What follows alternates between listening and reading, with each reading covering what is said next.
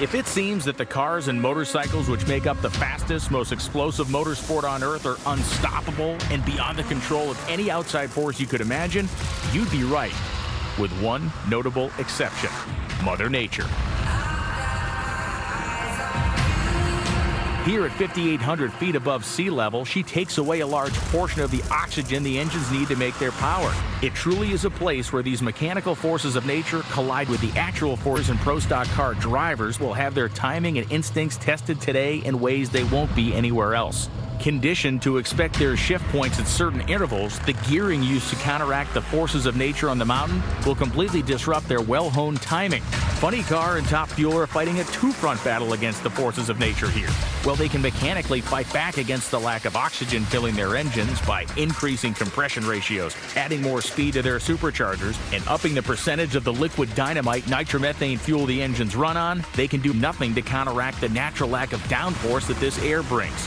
The forces of the mechanical world versus the forces of nature. Who wins? We all do. This will be one of the most fascinating race days of the entire year.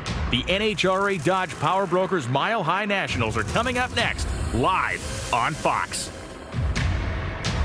The fans watching the racetrack that we look down upon now. The rustic beauty of Colorado, the rustic beauty of Vandermeer Speedway will give way to the intensity of these 2022 NHRA Dodge Power Brokers Mile High Nationals, one of the great legacy races on the tour. Those fans aren't doing the wave, folks. They're simply trying to move air across the racetrack to cool off the people on the other side. It is blazing hot here in Colorado, and what that means? It means that the unpredictability meter is off the charts. But let's talk about the Western Swing. This first stop, 1,100 miles west from where most of our teams begin in Indiana. Next week, we'll go another 1,200 miles west to Sonoma, California, and the Denso Sonoma Nationals. The weekend following, we go 755 miles north to Pacific Raceways for the flavor-packed Northwest Nationals, and that is the Western Swing, and it all starts here. Hello, everyone, and welcome to Vandermeer Speedway, 5,800 feet above sea level. I'm Brian Loans, joined as always by Tony Pedregon, a two-time winner of these Mile High Nationals and a two-time NHRA Nitro Funny Car World Champion. Listen, for the last 2 days, our racers have been like little kids. They've had a security blanket provided by Mother Nature in the form of clouds, but like all of us, we grew up and Mom took the blanket away. This no longer feels like the Great Plains in summer. It feels like we're on the Serengeti today. It's about 100 degrees here. Well, you talk about qualifying. The teams have had 4 qualifying runs to adjust to the thin air. Mechanically, they're ready to hit the track, but now factor in the sun. 90 degrees, that's going to increase the track temperature, take away some of the grip. The contest is horsepower. The name of the game is traction. This will become more of a driver's race. The drivers will factor in. It's going to be hard to predict a day like today. They'll be wrangling the most powerful race cars on Earth, and we're going to get you up to speed on how they're going to do it, why they're going to do it, and what this weekend is shaped up to be. Tony, we're going to start with Top Fuel. Archimedes once said, you give me a lever long enough, I can move the earth. These are the longest levers of motorsports. And while you may hear the term nitro as a catchy name for things like shows and cars, a Top Fuel dragster actually burns nitromethane for fuel. And along with the supercharger that pumps 60 pounds of boost, let's compare that to a 700 horsepower Hellcat that sees 14 pounds of boost, an ignition system that features 2 spark plugs per cylinders, performance 0 to 200. More than a decade, he leads the points. It is a place he's unfamiliar with, and we'll find out if he can maintain his very slender lead over Brittany Force. He is currently first in the points, as we mentioned. Justin Ashley and Steve Torrance making up the first 4. Number 1 qualifiers, Brittany has the most of those. Round 1 losses, Justin Ashley has the most of those. Wins, Steve Torrance has the least with 0 so far in this 2022 campaign. For more on Mike Salinas, we go to Bruno Massel in the pits. We are 11 races into the 2022 season, and Mike Salinas and the Scrappers team have already captured 4 victories on tour this year. A guy who began his Top Fuel dream 11 years ago is truly living the dream in 2022, as for the first time in his career, he is our Top Fuel points leader. What makes this story so interesting is the fact that over the offseason, he lost arguably one of the greatest tuners in the history of the sport. We're talking about Alan Johnson switched teams. At that point, everybody else kind of counted out the Scrappers team, but Mike and his family-owned operation never lost confidence in themselves, and they are proving the haters wrong. The one question that remains is, can he handle the pressure of being the hunted for the first time in his career? Thank you, Bruno. We now transition to Leah Pruitt and her story this year. A story which, if we go to the Mile High Nationals, this is probably the best place she could be right now. She won this race back in 2018. She was the runner-up in 2017. She loves this drag strip, and so far they have not turned out a final round win like Tony, but they've had the best qualifying effort of their year to lead off their weekend in 2022. Right, and unlike some teams that changed ownership hands and drivers, this team was built from the ground up. This wasn't just add water like some of the other teams had to have the luxury of doing. And you can see the performance here is what happens when the chemistry and everything starts to click. The maturation process has been at times painful, but this weekend it has been fun to watch. Leah Pruitt in the final qualifying session of Top Fuel, sitting fourth in the order, went blazing down the drag strip and leapt up to the number 3 position, going 377.1 at 322 miles an hour. We look at her season to date, and this is why this race will be so important for Leah. She has lost a lot of races very early on. Richmond, Epping, and Bristol, very early round losses. But Norwalk, our last race, they went to the semifinals. It was her best result of 2022, and it may have been the spark that ignited this team into an inferno that could take on all comers in Top Fuel. We welcome Jamie Howe to the broadcast. She's with Leah Pruitt. Through the first 10 events, Leah Pruitt and this first-year Tony Stewart Racing Top Fuel team have had a few growing pains. They've had 4 first-round losses, 1 D&Q, but a corner's been turned, Leah. You're coming off of your first semifinal finish. You've had your most consistent qualifying here this weekend. What motivating factors does this team have going into race day today? I believe our most consistent qualifying that we've had in a long time. I mean, 2 78s and then a 77. But it really has to do with what the work that was put in coming here into Denver and giving ourselves a couple different options from a tuning aspect. And our performance is on the rise. Our attitudes have always been mile high, and it's always a great time racing here. But for us, this is about maintaining that consistency and maintaining that momentum for our Power Brokers team. Let's look at our Lucas Oil competition ladder. Tony, on my left side of the ladder, Greg Carrillo, the first start of his season. He qualified 5th, taking on Sean Langdon. Carrillo has the far faster car. Langdon's the better lever. I raise with Austin Prock, the young gun, against the 4-time champion Steve Torrance that has yet to show his strength. The first round of Top Fuel is thick as pea soup. And it is time to begin that first round of Top Fuel Eliminator. They do it right here at Vandermeer Speedway. As you can see, the beautiful packed parking lot means packed grandstands. The fans are going nuts, and the first pair of Top Fuel dragsters has been lit. And Tony, it's one of the most fascinating pairs of the first round. Greg Carrillo of Glendale, Arizona, making his first start of the 2022 season, and the Santiago's Top Fueler on the right side is the better qualified car, number 5, the DHL Fueler of Sean Langdon, qualified 12th.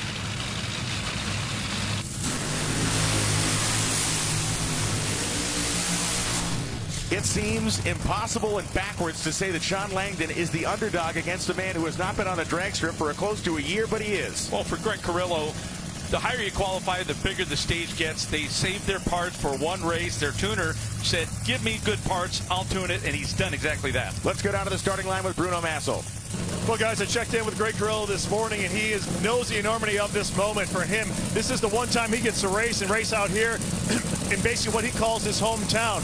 He's only made 8 starts in a Top Fuel car. His career began in 18, but this is no rookie driver. A guy who's won multiple national events in the sportsman category, knows what a good driver Sean Langdon is, but has the luxury of having the better car. We'll see if that plays out. The conditions are so different here today, guys. It is the duality of the sport of drag racing, and thank you, Bruno. The duality being, is it the machine? Is it the car that's going to make all that horsepower, or will it be the man behind the wheel that actually settles this one? Well, Brian, on a day like today, it's got to be both. If the car's set up right, well, the driver just wants to be quick off the line.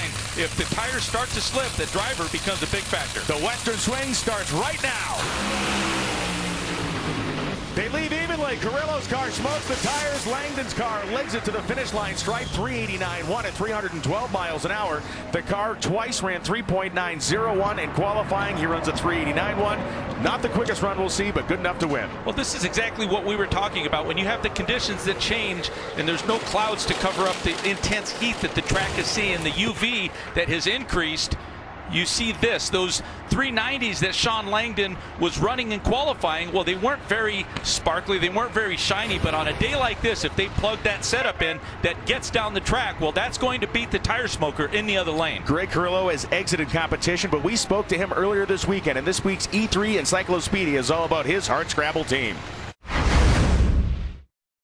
We only see Greg Carrillo come out to run a couple times a year, and actually the last time we saw him was at the U.S. Nationals last September. But here on Friday night, he was able to put down a 382, shot to number 2 on the timesheets. Greg, how do you assemble this team to where you're able to come out just a couple times and have this performance? Well, let me tell you, it's having a group of guys. They all have regular jobs, they got families, but they believe and they want to come to win.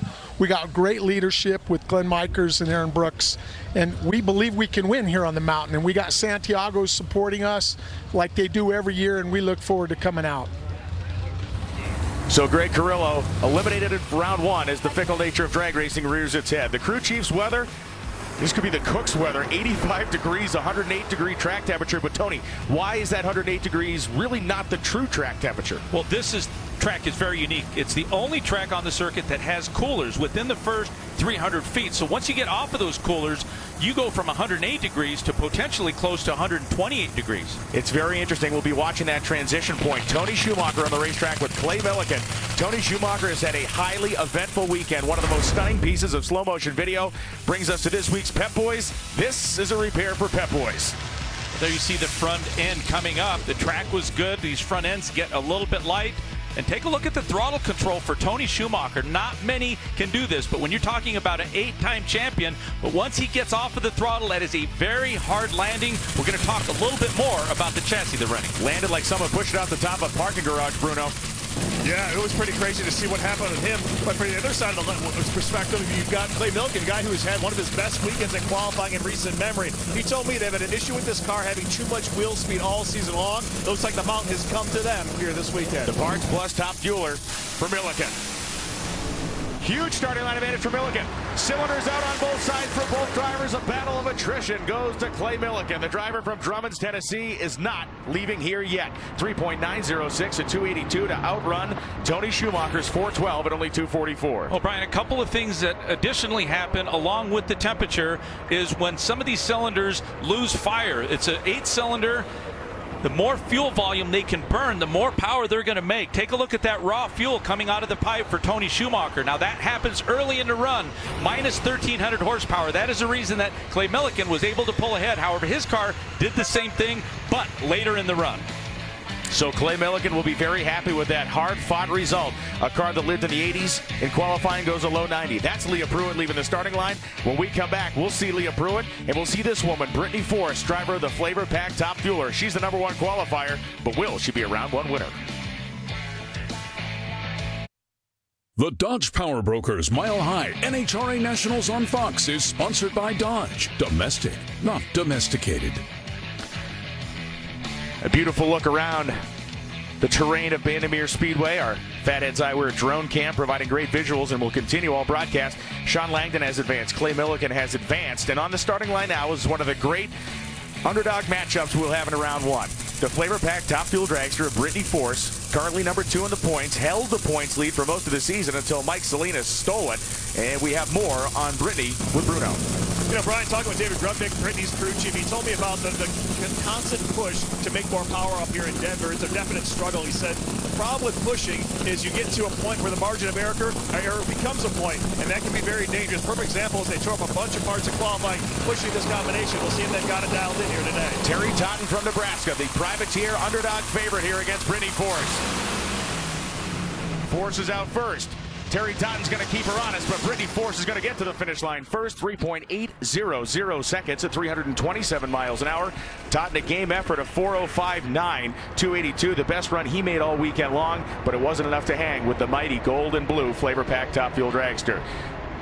Now let's head to the top end of the racetrack. Jamie Howe is with a very, very happy man. Clay Millican's always smiling, Jamie, but it's a little wider right now. For Clay Millican, the good news is for the first time in 5 race days, he's out of the first round of eliminations. But Clay, it wasn't a perfect run. What needs to be cleaned up before the second round? Well, I got to be honest, I'm not sure. I thought initially, I told him on the radio, I think it threw the belt off, but I think it may have hurt a piston and the hand pressure shut it off. I got to be honest, I'm not sure. All I know was when you're racing Tony Schumacher, you stomp on that loud pedal and do all you can to get to the finish line. Even though the car shut off, I promise you I still had that pedal wide open because I'm like, I know he's got to be over there somewhere. Woo! Parks Plus and Summit making it happen. Clay has been a finalist here at the Mile High Nationals, has never won this race. Justin Ashley, the Vita C Energy, Phillips Connect, Toyota Top Fuel dragster with Mike Green as crew chief. The car really came to life in the last two qualifying sessions, Tony. The first two was nothing to speak about. The last two were very strong. Yeah, we've talked a lot about the heat, the increase in track temperature, but we just saw Brittany Force run a 3.80. That was pretty close to what these cars, how they were performing under the cloudy skies. So that just tells us that there is a pretty good amount of racetrack out there still. Terry Haddock waving his driver Cameron Ferre ahead. Take a look at the front end of these cars. They're going to inch ahead. We're going to talk a lot about the staging process through this show, but look at it from this angle. The precision these drivers use. They take very small bites to get that bottom bulb on. In goes Ferre. Ferre's parachute's out, a cylinder's out, and Justin Ashley, his wind light wasn't out, it was on. 392.0, 319. Well, a lot of these teams are pulling their tune-ups back. They're sizing up their opponent, and they're racing smart. They have to strategize how they are going to attack a racetrack. But there, I'm going to go back to the Brittany Force run. It just goes to show you the level of confidence that they have and the confidence that they have in their car and the predictability. And you can see the parachute coming out. Now, a lot of times, these cars are equipped with a safety shutoff system. If there's some malfunction, well, it'll deploy the parachute. That wasn't the case. You can see he's still under power, and the parachute's still out. So that just created a lot of drag, but he was done in anyway. Justin Ashley will move on to round number 2, and he will do so with a smile on his face, trying to keep pace with the points leaders. Now let's talk to one of those points leaders, Brittany Force, with Jamie Howe. And we've covered how close the points are in the top fuel category right now. Brittany Force doing the chasing. You had a consistent quick car in qualifying. And they raced their funny car all summer. There's a modern version happening right now, and it's Antron Brown and his son running this top fuel dragster. We've been talking all season about Antron Brown taking this step into team ownership for 2022. And one of the big things that's developed over the last couple of weeks is school has got out. And that's given Antron a new employee in his son, Anson. Now, Antron, you always talk about how you're trying to teach these kids, build up this team. But when it's your actual kid that's out here, how do you manage that? Well, I manage it because I just put more pressure on them, Jamie. I actually just want to make them work hard and understand that it's not easy to be out here. You have to put the work in. And I blazed the path, but I want to build the path that I went down so he could be successful out here in the same endeavor, because I look at his eyes all the time. He wants my job. We know Antron at the racetrack. We know him as the race car driver. Yeah. You know him as dad. What kind of a dad is he? Well, I tell everyone he's the best father I think I could ever ask for. Anything I need to know, I can go to this man and be like, Dad, how do I do this? How do I do that? And he tells me not only how to do it, but to do it the right way as well. Now, Antron, as a parent, hearing those words come from your son, how do you absorb it? It's just one day at a time. It's just so cool to see them grow up, and what NHRA drag racing has taught all my kids through the junior dragster ranks is those life lessons. Like, it's not Little League Baseball where everybody gets a trophy. They feel the pain, and he goes, Dad, what I gotta do? I said, you gotta work a little harder, practice tree a little bit more. And then when he goes to the next race, he sees how that work pays off. It makes me feel really proud, because I see my son learning and growing as teenage years that I learned when I was like 30 years old. Anson, you don't get the plush job of getting to sit inside of the air conditioning. You got to be out here working, getting your hands dirty. What are your jobs for the summer? Mixing the fuel, and it was really cool because I got to see how attentive it really is. When we race juniors, we just pour alcohol into our car, and we don't have to like measure like the air of the fuel or anything, but it just shows you how technical these cars are, how the fuel has to be at a perfect level to make the whole setup run right. So Antron Brown and his crew will look on. His son also looking on. Across the racetrack is Leah Pruitt, the favorite car in this pair, Bruno. Yeah, you know, Leah Pruitt, this is her best qualifying effort of the season. It's a new team, if you know the backstory on this thing, owned by her husband, Tony Stewart. For them, it's about consistency. They have been quick and consistent the last 3 runs.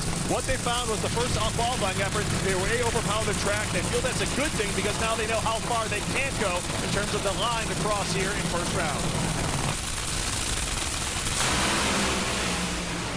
They leave about even. Both cars have cylinders misfiring, but it will be Leah. 391.0, 308 miles an hour. Tony Stewart took another SRX victory last night. He just watched his wife win round 1, and this car looks as good or better than it has all year. Well, we've got an increase in the track temperature, but we also have an increase in the ambient temperature, and of course that comes along with some humidity. And of course, these cars, it's awful hard to burn that moisture unless they tune the engine up properly and adjust the fuel system. We're going to see a lot of those cylinders losing fire. It was the case for both of them. You could see a pretty good launch for Antron Brown, and his car loses power. It was Leah that started to pull ahead. So I'm pretty sure that there was engine damage early. It starts to hammer the engine, hammer the bearings. There it is right there for Antron, for Leah as well in the other lane, but out of power was Antron Brown. So Brown's day ends early, and Leah in the sponsors race. This is exactly what this team needs. And again, we mentioned this team, this maturation process, which like all maturation processes has its ups and downs. It certainly seems to be on the up, especially over the last 6 races. When we come back, defending and 4-time world champion Steve Torrence will be on the racetrack. Will he get out of round 1? Will this be the weekend of his first victory? Stay with us. This, the F-16 flyover that began the day before our first pair of Top Fuel, the Colorado Air National Guard 140th wing, showing off their hot rods. These F-16s capable of Mach 2. Our racers, not quite that fast, but boy, they can get up and go. This is Alex Laughlin, the Haviland Oil Power Build Tools Top Fuel dragster, owned by Scott Palmer, tuned by Scott Palmer, facing down a very large challenge in the Pep Boys Scrappers Racing team of Mike Salinas. E3 spark plug side for Salinas. Laughlin trying to create a massive upset here from the Camping World side of the drag strip.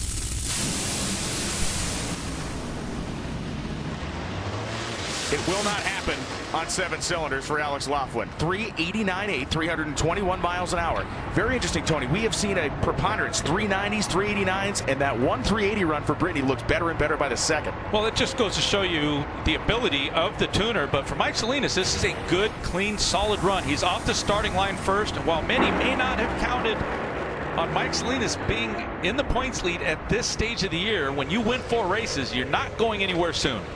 We watched them leave, and again, that white fluid you see leaving the pipe on Laughlin's car is unburned nitromethane fuel. And that is the telltale sign of getting the job done for Mike Salinas, clean and mean. Yeah, get a load of the traction. Those are 17.5-inch wide Goodyear slicks. Of course, they're only carrying about 7 to 8 pounds of tire pressure. But you can see as the car accelerates down the race course, this tire has literally changed gear ratios by growing much taller. We can see Mike Salinas will be facing off against Sean Langdon in round number 2. The next pairing, Austin Prock, the Montana Brands Rocky Mountain Twist Top Fuel dragster, making his way back to the starting line. How do these teams gear up for the Western Swing? Well, in this week's Cornwell Quality Tools Crew Chief Confidential, we caught up with one of his, Mr. Ron Tobler. Over the course of the season, there are multiple times where the NHRA visits 3 racetracks in 3 weeks. But what makes the Western Swing unique is the fact that we start off here in Denver at elevation and then next week go to sea level in Sonoma. So with that comes a huge need for inventory for these teams. I mean, some of the numbers, 1,500 spark plugs, 450 pistons. Ron Tobler, for you as a crew chief, the logistics behind this, how do you manage it? Well, you have to have a game plan going in. I mean, we really start planning for Denver 2 or 3 months ahead of time, ordering parts. A lot of the engine parts have to be different to accommodate the elevation. So it takes extra inventory on pistons and rods and things like that. And you always bring a little bit of extra equipment on this swing because sometimes it can be really hard on the parts up here. So, you know, we have aerodynamic changes to make to the race cars running up here. And so there's a tremendous amount of logistics ahead of time before we get here, but then you have to change it all back. So you have to remember what you've done, and then you have to physically change all the racks and change the aerodynamics back. So it presents a problem, but it's something that we've all been kind of used to over the years, and you know, these guys just make it happen. A fascinating process for these teams to prepare. You can see Joe Barlam standing next to the engine, stepping away. Across the racetrack will be Steve Torrence. This first round has been more Frank Capra than M. Night Shyamalan. It's been very predictable so far. Can somebody break that streak here? Wow. Austin Prock, the engine failing at the end of the run, but he still wins on a massive, titanically huge hole shot. 392.9 at 299. Torrence a 386.9 at 316. Boy, oh boy, Tony. Boy, oh boy. I'm trying to figure out what happened. I mean, it was a very apparent distraction, something we don't see often from Steve Torrence, but instantly gapping him off of the starting line is Austin Prock. And pouring a little bit of gap sauce on that at about 300 or 400 track. And it was Steve Torrence that started to pull on him as soon as one of the cylinders lost fire for Austin Prock, but this is just a big miscue right here. This is something we've seen a little bit from Steve Torrence a couple of times this year, and it just appears that he is out of sync with his race car right now. So much for my lack of plot twist, because that is a big one. Austin Prock fired up getting out of that race car. Much like Leah Pruitt, much like everybody else, he needs a good weekend here as well, trying to make sure that by this time this season matures into its natural end before we go into the countdown, that they're in prime fighting competition shape. Doug Coletta and Josh Hart. We are looking down upon Josh Hart of the R&L Carriers top fuel dragster as his crew chief Ron Douglas steps to the rear of the automobile. Across the racetrack, the legendary Doug Coletta driving the Mac Tools top fuel dragster. Crew chiefs Alan Johnson looks on with Brian Hewson as well.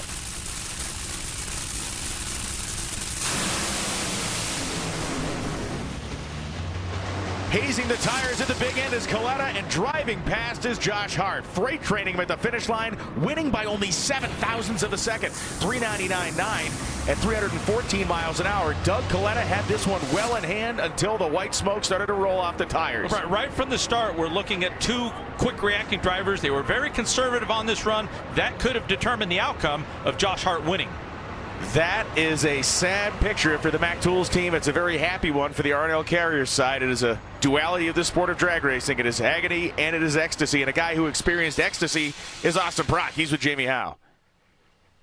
For Austin Prock and Steve Torrence, Austin Prock got the win on a huge hole shot. I talked to Steve Torrence, and he admitted to just getting into his own head. He said he got lost, and it just didn't go well after that. Austin, that gave you the win light. It was not a perfect run, though, for your program. I know you had a chance to look at it. What damage was done to that car? It just spun down track. It was trucking along pretty good. We were right there with Steve, and just spun about 500 feet, and it was a real handful. But Steve and that Capco team, that's the best team-driver combination of this era, and to beat them in first round is unbelievable. We got NK Siege in the house, Frank Teagues and his family with Montana Brandon Flavor Pack, and we're going some rounds today. Who will he face in that second round of competition? Austin Prock will face off against Justin Ashley. Ashley will have lane choice. We look at the left side. It'll be Brittany Force and Josh Hart, Mike Salinas and Sean Langdon, and finally Leah Pruitt will be taking on Clay Milliken in round 2 competition of Top Fuel Eliminator. It'll be Nitro Funny Cars, and we return. Ron Capps and his Napa team are getting their Supra prepared, putting on his gear in 100-degree weather. We'll be back, and we'll be burning nitro and funny cars.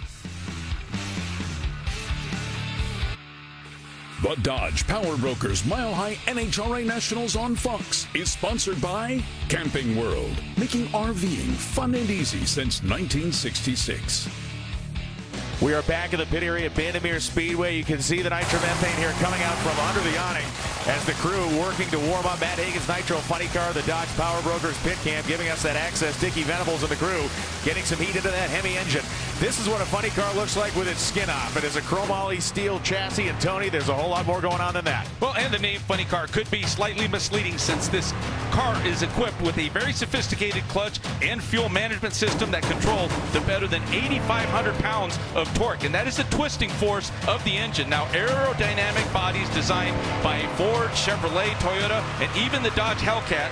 This weekend, the Funny Car alone have produced a top speed of 329 miles per hour. A track record set by Tim Booger. So this man, the current points leader, is Robert Height, signing autographs in the pit area here at Bandimere Speedway as he gets ready for a Sunday that will challenge every single ounce of his ability, Tony, not just in the starting line, but all the way to the finish line. Wrestling these cars on a good day like we had in Norwalk, Ohio at the last race is one thing. Doing it here is going to be another. Well, Matt Hagan may have the muscle, but Robert Height has the 4 wins on the season. He does appear to be the man to beat, even though Hagan is the defending champion. Let's go down to the pit area and talk to Robert Height. Here with Funny Car points leader Robert Height, who had a wild ride in our last qualifying session, actually picked up the nose of the car and set it back down multiple times. Robert, what accounts for something like that? You don't see that at sea level. Is the altitude thin air kind of giving you that hold on, Loretta type feel? Yeah, there's 3 things here in Denver that cause that. You know, you're spinning the blower so fast that it's actually making boosted idle. Nowhere else do we have that. So you have to make up for that with fuel. Otherwise, you'll burn all the pistons before you ever stand on the gas. And so, you know, we're using more fuel, doing the burnout, backing up, front end's lighter. You have another problem with downforce here. You know, if you put more rear wing on it, on a funny car, it makes the more downforce in the rear, but lighter on the front. So a lot of things against you. We just have to adjust for it. We have an extra extra fire bottle on the car just for ballast to try to keep the front end down today. A wild nitro-powered seesaw act in Nitro Funny Car. Now we see Robert Hight, Matt Hagan, and Ron Capps, the three primary players, Tony. This is a triumvirate of champions. Well, and coincidentally, the three most recent championship winners right there, and Ron Capps wants in on that conversation with Robert and Matt. You mentioned Matt. We're going to talk about Matt Hagan right now because this being the Dodge Power Broker Nationals, this team has delivered the goods just like they did last year. This final round against Alexis DeJoria, he finally conquered the mountain. Well, that's the same team that is tuning him this weekend. It's Dickie Venables along with his team. Very reliable, very dependable, and they have a quick, a fast car, and a heck of a driver. Funny Car qualifying session 3 saw him next to Robert Hight, as we saw him every session, but it was qualifying session 3, a jaw-dropping run here. The track record was a 388. It stays, but that 3908 was brutal. Well, solid runs, and we've talked about how difficult it is for the tuners to adapt up here at this higher elevation, but Dickie Venables, the tuner for Matt Hagan, seems to have adjusted better than anyone. How difficult is it to win in the Western Swing? He's done it 13 times. That's a total of 39 races. He's won twice. Matt Hagan and the Dodge Power Brokers team, led by crew chief Dickie Venables, have proven that power can be made up here on the mountain. They're the #1 qualifier with a solid 390 pass, 2 others to back it up. But Matt, those are in favorable conditions. Today, the sun is out. The track's going to be a lot hotter. What role does the driver play in race day? Well, it really could turn into a driver's race out here, you know, when you have to pedal this thing. What's really nice about the Vandermeer Speedway here is that, you know, they got the cooling pad out there. So, I mean, I think that'll help some getting the car going early, but you got to worry about that transition out there, too. But I have a lot of confidence in Dickie Venables, Mike Knutson, and Alec Conway. All these boys are working hard. They're doing a great job, and I'm just going to have some fun racing my race car today. Wide eyes and a wide smile for Matt Hagan as we ride inside the Napa visor cam, inside the Toyota GR Supra of Ron Capps. Of course, Capps made the switch to the Supra bodies this season. It has paid off for him. His team and his crew chiefs, Dean Antonelli and John Medlin, have done amazing things with a program that they are very new to in terms of the aerodynamic properties of that car. Ron Capps has been driving it very well. Across the racetrack is Paul Lee. Lee in the McLeod Clutches machine, qualified 10th. A car that has been a solid 4.0 performer. Now, we watched cars qualify in top fuel and slow down by about 1/10 of a second, best to worst, give or take. Are these cars going to slow as much or more? Well, there's usually a consistent pattern. If the top fuel cars are slowing down about 1/10, so are the funny cars. But if you look at the wheelbase of a funny car, it's much shorter, the same power plant, same amount of horsepower generated. You have to slip the clutch, you have to work the clutch, manage a clutch. It's a lot more difficult to do in a shorter wheelbase car. A funny car as well is 200 pounds heavier than a top fuel machine. Let's ride with Ron Capps.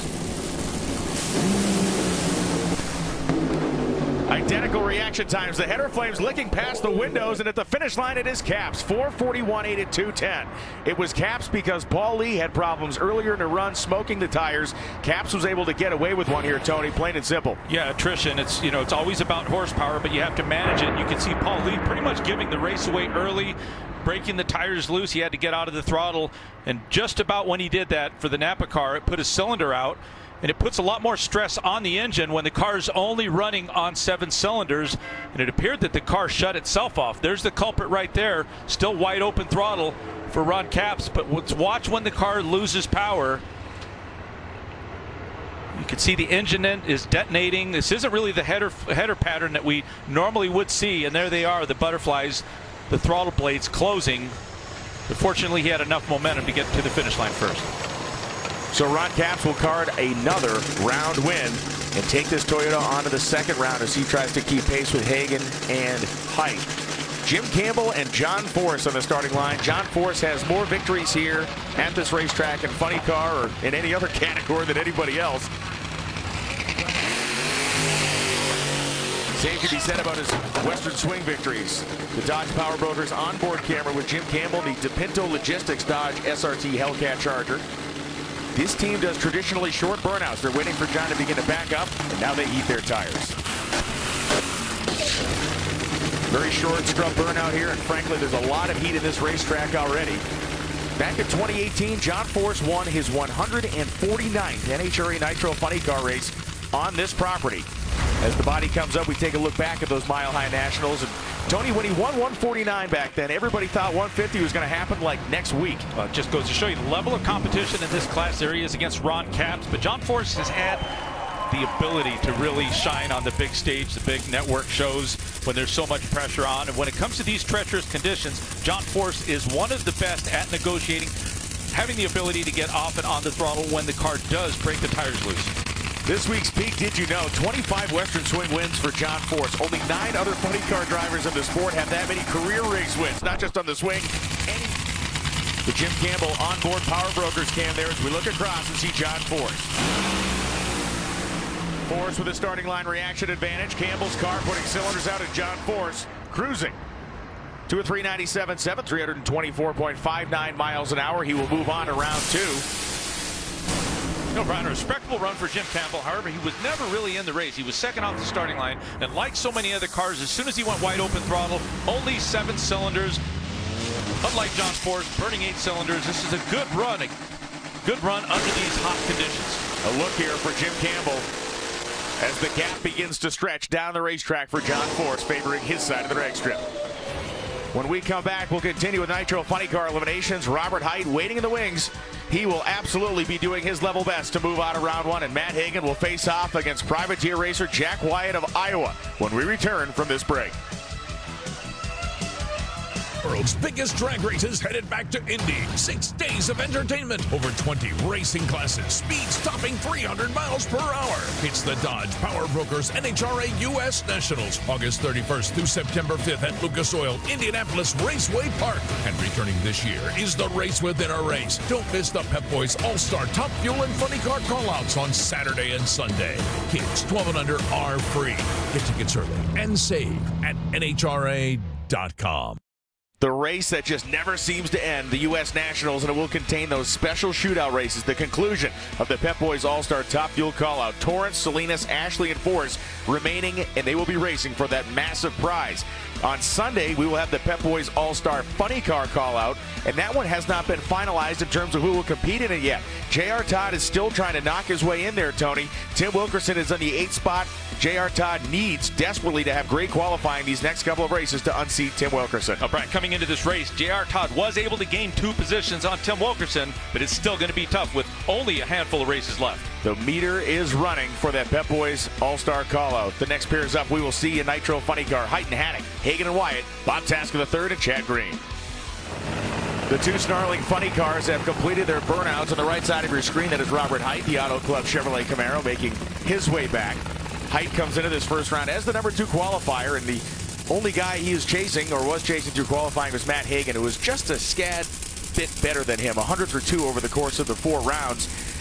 Across the racetrack is Terry Haddock out of Temple, Texas, the Circle Racing Wheels Ford Mustang. And Tony, it's long odds, as it usually is when we talk about Terry Haddock, but it's also a guy who's chipped away at the stone long enough that he has produced his fair share of upset first-round wins. Well, Terry Haddock has to stay on his game, try not to beat themselves, but I'm interested in what Bruno has on the starting line. Well, Tony, talk about Robert Hight and the AAA guys. They talked about yesterday as being disastrous. Now, they ran 393 and 396, 2 of the best runs we saw all day. That is just how high of a standard these guys hold themselves to. So don't look for them to pull too far back because they feel that lane choices will be critical as the day goes on. Expect them to lay down a serious number here.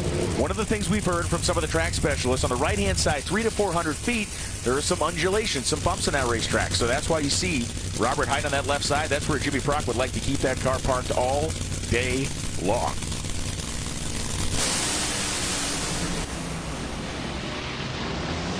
Terry Haddock's car breaks the tires loose. Robert Hight breaks his way onto another win light, 4:03.5, 319.07 miles an hour. Robert Hight, solid on the starting line, straight and solid down the groove. Parachutes blossomed as Robert Hight makes his turn at the top end. That is Matt Hagan, driver of the Dodge Power Brokers SRT Hellcat Charger. He was recently at Colorado Rockies game. We'll talk about that in a second, but more baseball to talk about coming at 7 o'clock Eastern on Tuesday on Fox. It is the Midsummer Classic, the 2022 MLB All-Star Game. You got Mike Judge, you got Ohtani, you got Machado, the game's biggest stars coming to the City of Stars for the Midsummer Classic. And our City of Stars here in Denver included Matt Hagan, who earlier this week headed out to the Colorado Rockies game, and they didn't put him all the way up on the rubber, but he threw a strike.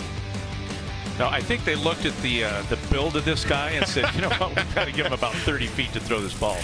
Made it happen out there and made us proud here at the NHRA.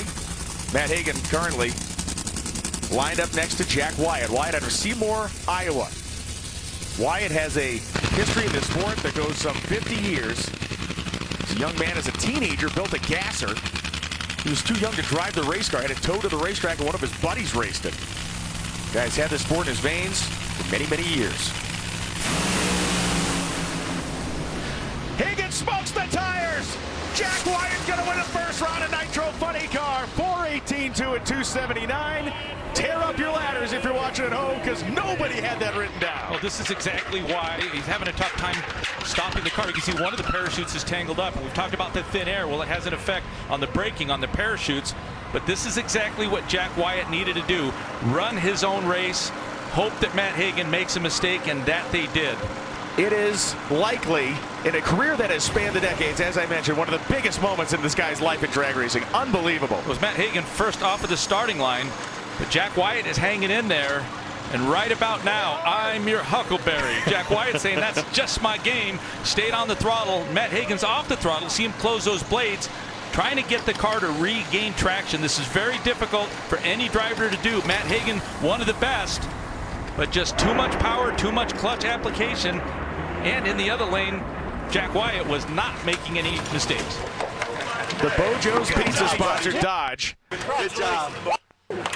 For the 8th time in his career, Wyatt will advance onto the second round, and it's clean.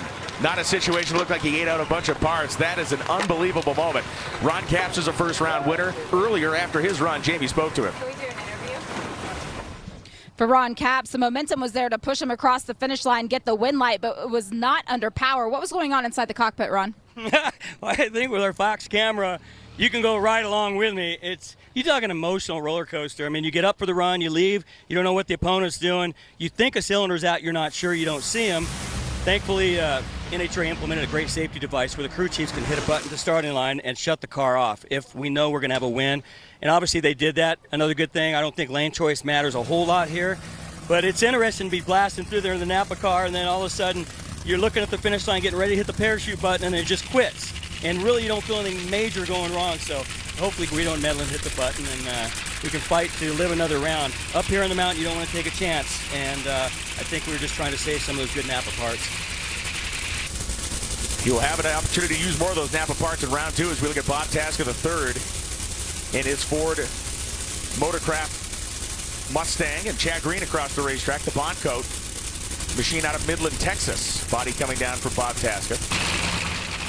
These cars ran pretty widespread here, Tony. Tasker ran 394. Green managed a 408. Yeah, Green's going to be looking for the upset, just like we saw with Jack Wyatt in the same lane. But Bob Tasker, very racy, very quick. And the numbers that he ran, he wasn't the quickest, and we saw the mistake that Matt Hagan, the quickest in qualifying, was able to make. So right now, the Motorcraft car, name of the game, is just keep those rear tires glued to the racetrack.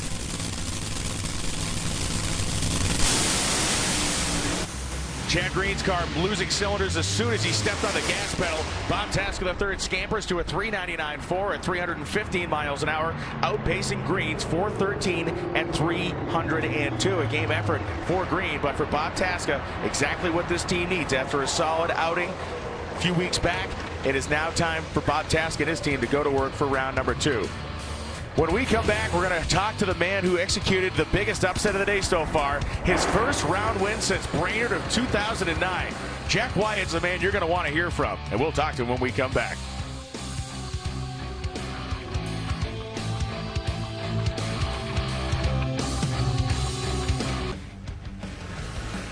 The Dodge Power Brokers Mile High NHRA Nationals on Fox is sponsored by E3 Spark Plugs. What are you running?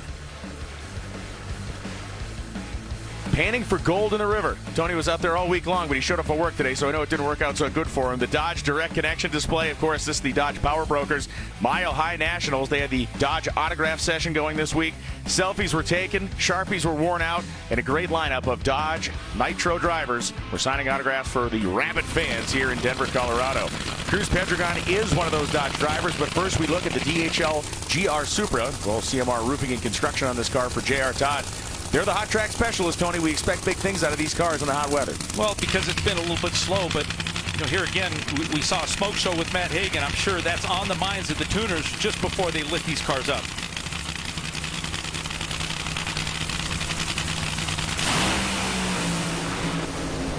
Cruz Pedregon's car dancing the front end around. J.R. Todd's car dancing to a win light. 4:014, 317.87 miles an hour for Todd. Pedregon 4:35.1 at 2:26. We saw the front end of that car get a little light yesterday and did the same thing today for Cruz. Yeah, the snap-out car really didn't have it this weekend. The mustard was definitely off the hot dog, but for J.R. Todd, started to look really good in qualifying. May have cost him a few pistons, but they don't care. And if you go back to a few weeks ago, in Norwalk, Ohio, this DHL car got to the semifinals, was really looking pretty strong. So this might be another driver to get in that mix. So John Force, of course, advanced out of round one, and earlier Jamie Howe spoke to him at the big end. For John Force, advancing into the second round, but as he got his helmet off, one of the first things I heard you say was this altitude. Talk about the stress on the driver racing up here on the mountain. Yeah, Bannerman, nobody knows God better than you. Talk to him. I need oxygen on the start line. I need it down here at the other end. This is tough, but I'm excited. My old Hot Rod Daniel hitting these guys for Breezy. They're making this Peak Chevrolet run with Auto Club and all the sponsors on the side of it. I got NKC here with their whole group trying to learn the business, but and Frank Teague's out there with Flavor Pack in Montana, and I got to thank all the sponsors. I know I'm pitching. Hell, I don't win no rounds. I better start pitching now, but love you, and I want to thank the fans for filling those stands. The gospel according to John Force, given with intensity on Sundays at varying points of the day. Tim Wilkerson, Alexis DeJoria. This is the Summit onboard camera of the Levi, Ray, and Schauf Mustang of Tim Wilkerson, of which Bruno has more to tell us about. You know, Brian, Tim Wilkerson told me this morning he has been working tirelessly for the last 4 years to find more power to run with the big teams. Well, the 329 he ran last night is indicative of the success he's found with getting the power. He said, now that all goes out the window, I beat my chest. Now it's time to race this car. Alexis has a good car. It's for us, it's about pulling back to get this thing from A to B. There's some bumps in the lane that I'm going down that I need to be on my game to get through. Right now, it's a matter of pulling back and hopefully you don't get beat. And the same thing can be said for Alexis. She has to pull back on the starting line. Because you remember, Tony, they lined up in the Force qualifying session. She had a tremendous red light. Didn't hurt her in qualifying, but it would end her day immediately today. Yeah, I think every driver, when they have a foul start, even in qualifying, they just have to reset. They think about it. But Alexis has done this long enough. She really should be on point. The Summit onboard camera with Tim Wilkerson. Another red light start for DeJoria. It befell her in qualifying, and it ends her day here immediately. 4:03.1 at 3:23 for Wilkerson.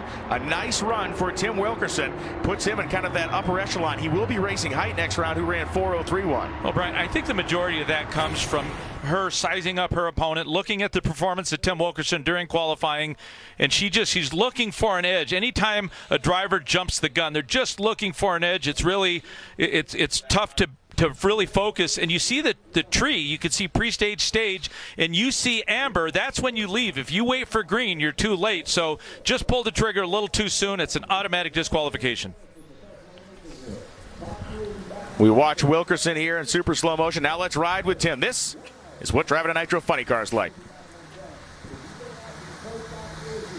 In terms of a funny car rip, that was fairly tame. The steering input was nice and gentle going down the course as we look at our round 2 ladder presented to us by Lucas Oil and the matchups. Well, Jack Wyatt has a bye into the semifinal round for beating Matt Hagan. It'll be Taskin and Caps on the bottom right corner, and the upper right is a big one as well. Height Wilkerson, Force Todd round out the ladder. Now we go to the top end of the racetrack with Jack Wyatt and Matt Hagan, along with Jamie Howe.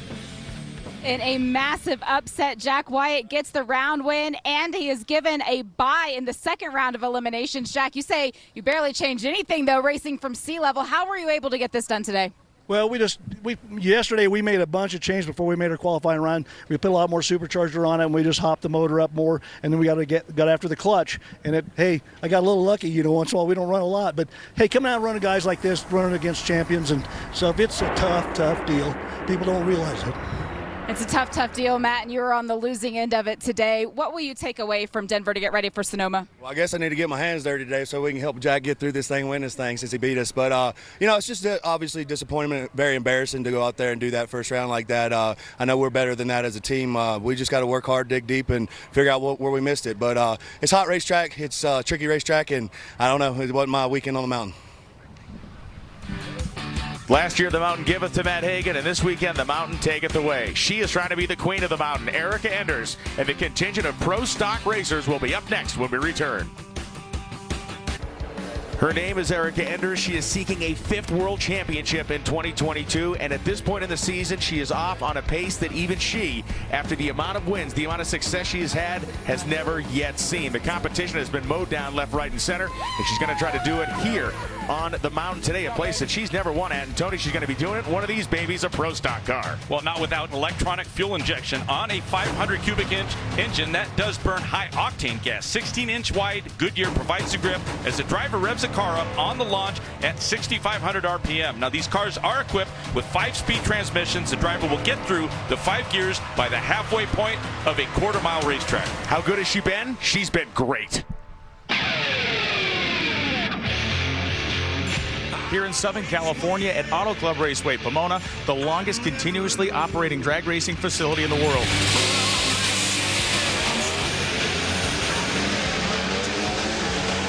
She appears to be on the rampage, and she has won the Winter National. This 900th is pretty dang cool. For pro stock, for all the hard work that KB and Elite have put into making this class what it is today with 20-plus competitors, we could not be more proud. The fans have come out in force here in Epping, New Hampshire. It's an overflow crowd under beautiful sunny skies, and this will be one of the most memorable race day Sundays of the 2022 season.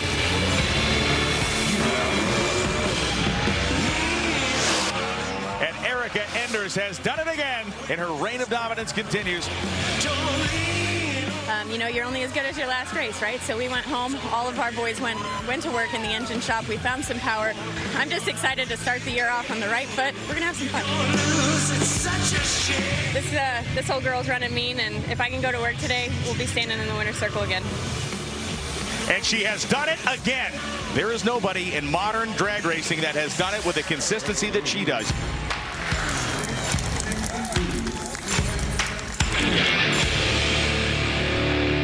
This place we're racing at this weekend, though, has been her kryptonite. Look at the pace she's been on so far in 2022. 5 wins in the first 8 races. We thought she was good back in 2015. She won 3 of the first 8 events. In 2014, she won 2 of the first 8 events. Both of those seasons, she won a championship. Jamie Howe caught up with Erica Enders this weekend to talk about her chances. You can certainly call this season a dream year for Erica Enders up to this point, but we're now entering a swing of races where she's enjoyed very little success. In fact, the only Western Swing win that she has came back in 2012, and that was at Seattle. You couple that with the fact that Royce Feeman Sr. recently passed, and Erica, there's so much emotion, there's pressure in the air this weekend. How do you use the momentum you've built up on the racetrack to push through it? Well, if there's anything this team is great at, it's high-pressure situations. For me in the driver's seat, from Mark Ingersoll and Tim Freeman up in the crew chief lounge, these guys just battle it out every single time their back is against the wall. So we sure are going to miss Grandpa Freeman. He was a character and a staple in our camp. So we're going to do our best to bring home some Wallies on this Western Swing in his name and for his wife Sharon. But you know, like you mentioned, we're on a huge momentum roll right now. We're just going to do our best to carry it. Nothing has changed except the elevation. We'll leave here and go back to 2 normal elevated racetracks. So I have all the confidence in the world and absolutely no doubt. I just have to do my job in the driver's seat, and I'm okay with that. And Tony, it has not necessarily been the smoothest path through qualifying for this team. This is what it looked like in Q2. Well, it's a term we use in racing. If you could lay an egg, there would have been an egg on the racetrack. It wasn't Erica, very good, but Derek Kramer, one of the hometown favorites here, well, +9 on that run alone. He hustled down the racetrack, but she was in the soup right there. Then it was Aaron Stanfield.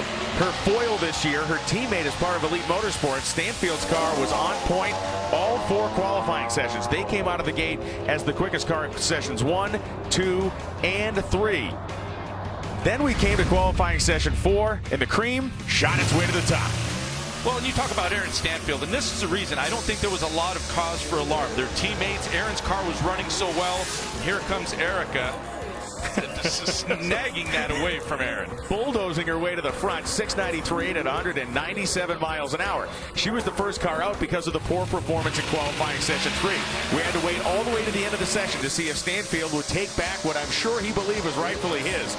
And he gave it the old college try, but gasping as he may on the mountain, he came up just quick enough. 693, 496 miles an hour. Stanfield will be the #1 qualifier today in eliminations, with Eric Anders relegated to the #2 spot with a shrug of her shoulders. Now we get a look at our Lucas Oil competition ladder. Stanfield with the bye run. Bo Butter and Greg Anderson. That is a couple of frenemies going to battle it out right there. A couple of big matchups on your side as well. Well, Christian Quadra, take a look. He's going up against Dallas Glenn. We don't normally see him in that number 14 position. So those are the pairings for round one. As we begin our look at round one, we see Greg Anderson, HendrickCars.com, Summer Racing Equipment Machine. Bo Butner, the Johnson's Horsepower Garage Camaro. We go back to the 2019 season, the Dodge Mile High Nationals. It was Mr. Greg Anderson in that red Summit Racing Equipment Camaro taking on Matt Hartford in the final round. He got Matt Hartford in this final. He would go to the next race and win in Sonoma, and then Matt Hartford would beat him in the final to prevent that sweep of that year. Greg Anderson has 13 wins in the Western Swing. Aaron Stanfield has 2. McGahey 2. Vincent Nobile 2. Greg Anderson has been very greedy over the course of his career at these 3 races that we are experiencing this week and the next 2 following weekends. The Summit Racing Equipment onboard camera here for Anderson. This is Bo Butter. Former teammates. Not to say there's a lot of acrimony between the two of them, but there's also not as many handshakes and smiles either. No, but there has to be some, and there's plenty of motivation for Bo Butner. He's wanting to get back on track. He wants to get back to his form that we know him of, having won a championship several years ago. And right now is the time to try to take advantage of Greg while he's not running that well. 7 thousandths at Van and 5 at 198. Let's ride with Greg Anderson and listen. Ooh. Yes, you see the smoke coming from the cowl, Tony. That is an engine spitting the bit. Yeah, and just before that, you could see that he was right alongside of Bo Butner, and that split second before, you could see Bo just start to pull away. That is when the damage happened. Matt Hartford, the Total Seal Piston Rings Camaro, and Derek Kramer, who is a native Colorado resident, and the Get Biofuel Chevrolet. For Matt Hartford, he had a bit of a get-well weekend in Norwalk. We saw this car and him perform in sync for the first time in several races. He didn't get around Erica, but he did go a few rounds. Yeah, not a good first part of the season for Matt Hartford. However, a lot of testing. He has some personal issues with his tuner, and he just seemed to be back on track. It seems like all the work that they put into it over the last couple of months is starting to see results. And for Derek Kramer, it's all the pressures that come with the home race, the ticket request, the friends in the pit area, the family. You're working around people a lot. We'll find out what we can do here against Hartford. That part of the job is A-OK. An 013 light. Hartford with a 59. But it's not going to go Kramer's way. Hartford goes 698.0, 196, winning by 2 thousandths of a second, 7 inches. Kramer's going to be crestfallen on that one. Brian, some call on the thunder. Matt Hartford had to call on the power, and it was there when he needed it. Eder Ganacci, the crew chief, recently had a birthday as well. Camry Caruso, the Tequila Camisario machine on the right side, and Fernando Quadra Jr. Corral boots on the side of that machine. The family business. A red light start for Camry Caruso. Fernando Quadra Jr. advances on via the red light to round 2. 7.002, 196. Camry is 7.007 after the foul start. Well, Brian, when you have a reputation of being quick like Fernando Jr. does, that's the end result. Time for Kyle Koretsky and Troy Coughlin Jr. to line up. The Jegs.com colors for Coughlin Jr. Lucas Oil colors for Kyle Koretsky. No red lights here. In fact, just 3 thous separating the two off the starting line. But this one's coming down to raw horsepower, and Coughlin's got more of it. 98 beats a 7 flat. Yeah, just another one of the KB cars that just didn't seem to be that quick up here at this high elevation. You heard Coughlin on the radio say it's so nice to see a win light, and he had a win light by roughly 1/2 of one Camaro at about 200 miles an hour. Fernando Quadra Sr. left side. Qualified 13. Chris McGahey has looked really good this weekend, Tony. He's qualified better than he has all year. Yeah, really good qualifying from the outset, and it looks like Fernando Quadra Sr. is already out of power, but you can see that foul start. More than likely, he knew it. He shut it down.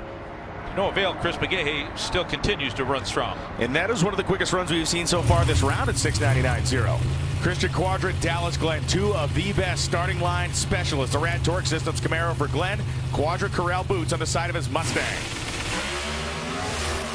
007 for Christian Quadra. Dallas Glenn appears to be in a spot of trouble as they get past 1,000 feet and go to the finish line. It is a whole shot win. Wow. Wow, this is like when Sir Lancelot was on the bridge and bested was King Arthur. The best was just bested. It's hard to do this to Dallas Glenn, but if one guy could do it, he was in the other lane. So Quadra, both of the brothers advancing. Now Aaron Stanfield has the bye here in the first round as the #1 qualifier. Whoa. The car left the starting line, Tony. It seemed to be going okay, but then it really revved up very high and he clicked it off. So the engine RPM, more than likely that was just tire slippage early in the run. Let's talk to Christian Quadra as Jamie Howe has caught up with him at the top end. Christian Quadra is getting his first round win in the last 5 events, and it came with a whole shot, a 007 light. You're advancing on where you will race your older brother, Fernando Jr., in the second round. What kind of sibling rivalry is there? I mean, the next one is going to be really tough. Dallas is a great driver, so I knew I had to be really good on the tree. So I try and it works, so I'm really happy. Actually, Denver is really special for me because it's my first race in Pro Stock was here in 2019. So to make it, to qualify number 3 and then win first round, for me it's really, really good here. He's grateful, he's happy, and he will be facing down his own brother. Royce Freeman Sr. passed away between our Norwalk race and coming here. Freeman Sr., the patriarch of the family, the heart and soul of that team in so many ways. They are racing the entirety of the Elite Motorsports operation, racing with Royce Freeman Sr. on their mind. The man was never without a smile and never without a huge passion for drag racing. A competitor in early pro stock action in the 70s. He was at virtually every single race until his unfortunate passing. Mason McGahey, 003. Erica was in the low 20s, and it's McGahey on a hole shot. 696.5 beats a 695.1. What is happening up here today? Look, you don't have lightning bolts on your name on that car unless you're quick off the line. Mason McGahey on the starting line had to be near perfect to pull this off. McGahey sneaking by effectively the point of the nose of the body of that car. We look at round 2. Stanfield and Butner. McGahey taking on Coughlin Jr. It is Mason McGahey taking on Matt Hartford, and Christian Quadra will take on Fernando Quadra Jr. in a battle of the brothers on that bottom right side. It is time for Pro Stock Motorcycle Conversation. We will see the two-wheeled terrors when we come back. The White Alligator Racing Team is here. You should stay with us. Pro Stock Bite when we return. When it comes to two-wheel craziness and drag racing, Tony, nothing beats the precision of a Pro Stock motorcycle. And we have a couple different engine designs that feature an inline 4-cylinder or a V-twin, which will generate close to 400 horsepower. Now, they also have 6-speed transmissions. As the rider revs the engine at the launch, they will leave in one position and shift their body into that step to improve the aerodynamics. The aerodynamic tuck shown there by Angèle Sampey, who is the winner of our last Pro Stock motorcycle contest held in Norwalk, Ohio. Coming off the back of a loss in Bristol, Tennessee, she won the race. Her 46th career win places her 3rd all-time. She surpassed Dave Schultz, the legendary rider who she was tied with. The 2 people in front of her on the all-time win list, Eddie Krawiec and Andrew Hines.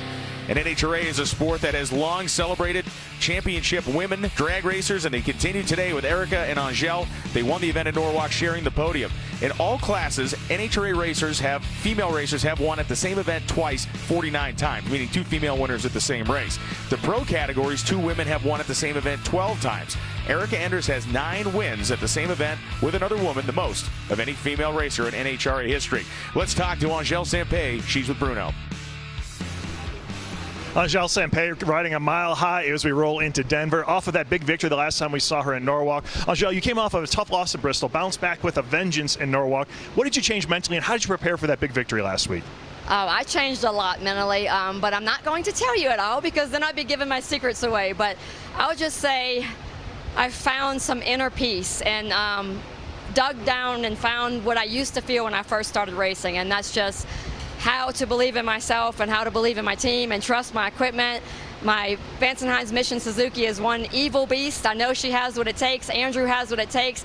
I just didn't believe that I had what it takes, and now I do. So I'm doing that again. We're here on the mountain. This is a tough race. I started here 26 years ago. I'm excited to be here, and I know we can do it. It's going to be tough, though, but I just feel good about it. I know we're going to do well. Angel's Denver history, she said, runs very, very deep. Her first career race here in 1996. She won the Mile High Nationals for the first time in 2000. In 2001, she earned her 19th victory, surpassing Shirley Muldowney as the winningest female racer in NHRA history, and of course, the winningest female racer in any form of motorsports globally on planet Earth. So there's that too. Now let's talk about Matt Smith. Matt Smith parked his Suzuki, brought out a V-twin, and seems like Albert Einstein for making that decision. Well, and that front tire at the launch spelled trouble for the competition, and right alongside of him is his wife. He tunes that bike as well, but Matt Smith gapping the field. He came off the trailer in qualifying session 1, reset the track record, first shot down the racetrack. Then he made a couple of teaser runs and let it all hang out in qualifying session 4. We see Angie Smith with the Denso on board, but it's her husband on the right side of the screen you should be paying attention to, because for the first time in the history of Bandimere Speedway, someone went into the 7 O's on a Pro Stock bike. Well, we saw improvements from Top Fuel, Funny Car, as well as Pro Stock, and of course, Matt Smith did not let us down. Jamie Howe caught up with the quickest man in the history of motorcycle drag racing at Bandimere Speedway. To the naked eye, there doesn't look to be a whole lot of difference between the Suzuki that we've seen Matt Smith on for the majority of this 2022 season compared to the V-twin Buell that he won the championship on last year. But from a tuning perspective, Matt, there are some advantages to the Buell. That's why you decided to bring it out here this weekend. What are those? The advantages of the Buell for up in Denver here is you got bigger cubic inches, so you get more air in the motor, which air is really thin up here. I've never ran a Suzuki up here. I've always ran a V-twin, so I have a lot of tuning data for the V-twin up here. So that's why we went with this combination this weekend. And it's a record-setting combination that has everybody else playing out their back foot. Key first-round matchups, Ingwerson and Stouffer. Angel taking on Jimmy Underdahl. And it's, yes, Steve Johnson and Jerry Savoie.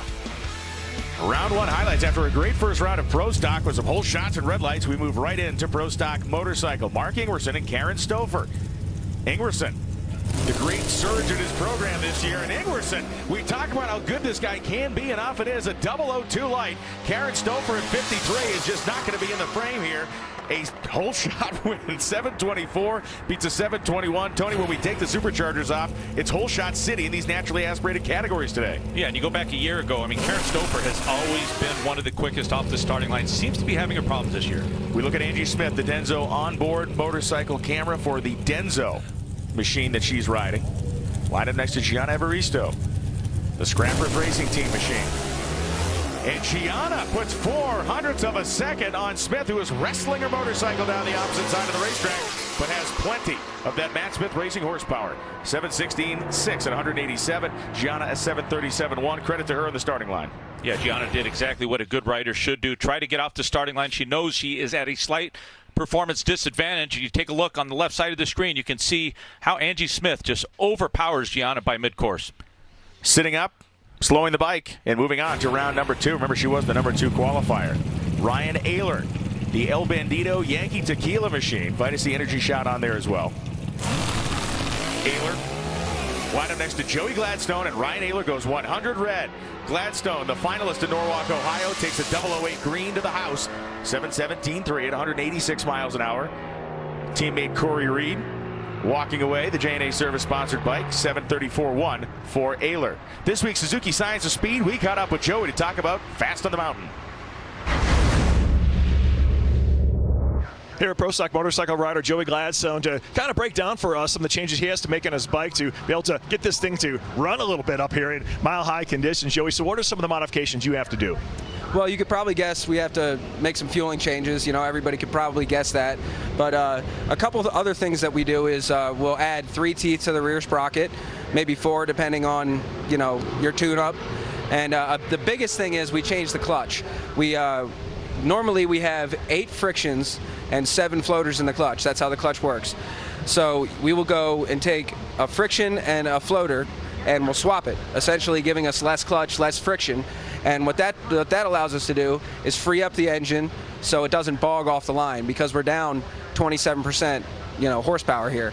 So those are a few things. There's a couple other little tweaks and changes you can do, but that's kind of how you go quick on the mountain. A great explanation there by Joey Gladstone. It's just kind of funny. During the normal operation of these motorcycles, you'd never want that clutch to slip. Up here, they need the help. Angel Sampey and Jimmy Underdahl. Underdahl goes red. 0.59 early for the Scrappers rider. Angel followed him off, but in drag racing, the penalties are first or worst. Jimmy Underdahl was the first to go red. He is eliminated 7.16.3 at 187 miles an hour. Angel moves on to the next round. Steve Johnson and Jerry Savoie, longtime rivals, longtime competitors. For a very short time, they were teammates a few years ago. And Jerry has just put a monster hole shot on Johnson. Yeah, I don't think there's any catching this. And Jerry Savoie has not only hole shotted his way to victory, but he's run about a 10th quicker than what he was doing in qualifying. That means 2 out of the top 3 points earners in Pro Stock Motorcycle have been felled in round 1, including Steve Johnson and Karen Stouffer. Angel now will try to run down Johnson in the points over the course of this race day. Kelly Klontz and Eddie Krawick now. The Vance & Hines Suzuki for Krawick. Klontz bike very sluggish to leave the starting line with that 0.85 reaction time. And Fast Eddie goes 7.14.8 at 187.50 to move on to the next round. A workmanlike effort there, 7.39.9, 179 for Klontz. Now let's catch up with the rider with the best hair in Pro Stock Motorcycle, Joey Gladstone. Joey Gladstone with his best run of the weekend here in the first round of eliminations. You had a 008 light. What were you able to figure out over the course of qualifying that boosted the performance even when the sun's on the track? Well, we went with our gut and we made a decision as a team, and it feels good when something like that pays off. But I just got to give a shout out to all the guys at Diamond W and J&A Service that are here right now and at home. Thank you guys so much for the hard work that you do. We appreciate you. We love you. This is a home race for J&A. Let's get it done. Eddie, you're done. Gladstone looking for a Wally and to back up his defending championship in the Young Wild Bill Hickok Look-Like contest. As Matt Smith rolls in the Denso V-twin powered Buell. Wild Bill, and we have Iron Man on the racetrack, and this car, or this bike rather, is sure running like Iron Man. Another quick elapsed time for Matt Smith. 7:11.5, low of the round by effectively a country mile, by a few hundredths of a second. Matt Smith and Mark Ingerson, Angel Saint-Pé and Jerry Savoie, the battle of the Bayou. Angie Smith will have the bye in the next round. Eddie Krawick and Joey Gladstone will face off. You heard what Joey had to say. Let's hear what Eddie had to say to Jamie. When Joey Gladstone realized that he possibly had Eddie Krawick here in the second round, he said, Eddie, you're done. Except now that you've run, you have lane choice. It was your 7.14 to his 7.17. What are you going to take to the second round? Yeah, this Mission Suzuki, man, is running really good up here on the mountain. I think I just need to maintain what I have. Go laps, go laps, go laps. Don't get caught in what anybody else is doing or what anybody else has got. But I've got a great motorcycle. Just got to make A to B runs here. And hi, Chase. Hi, Cade. Love you, Anne-Marie. Woo! He got Anne-Marie in there. That was the most important of those 3 names, I promise you. We get a quick peek into Leah Pruitt's pit area. She is back, and she is gone, headed to the staging lanes, and already strapped in the car. We'll have to get some more information on that situation when we return. They're hustling. We are back in the pits here at Bandimere Speedway. The Fatheads drone cam showing us the sprawling Pep Boys display of great interactive location in the pit area. And frankly, Tony, a great place to hang out because this weekend it provides some shade. You can go drag racing yourself with the slot cars. That would be me in the right lane with that Batmobile, Brian. And you sticking me with the Scooby-Doo van? Well, that was an image. They were taking there's your oil change right there. There's your drawing right there, Brian. Sketch artist, oil change simulations, tire changer. It's great. The K&N Key storylines. Austin Prock stunned Steve Torrance on a whole shot. Jack Wyatt, whatever was past stunning, that's what he did to Matt Hagan. He didn't set his phaser to sun. He set it to the next level. And Mason McGahey defeating Eric Anders on a whole shot in round 1 of Pro Stock. We move back into Top Fuel. These are the 4 matchups in the semifinals. 4 names, or 8 names rather, we likely expected to be here. Maybe not just in their positions. We come right to the starting line now. The Clay Milliken team attempted to start their car. They had a problem with the starter. They were provided a starter by one of the other teams. Now the car has fired up. The big problem for them now, Tony, is the fact that Leah Pruitt has made her burnout. She has made her way back to the starting line and is now idling. This was a shot from just moments ago. Well, you have an experienced driver. Clay knows what to do. He cannot take too long. He can't hold him up.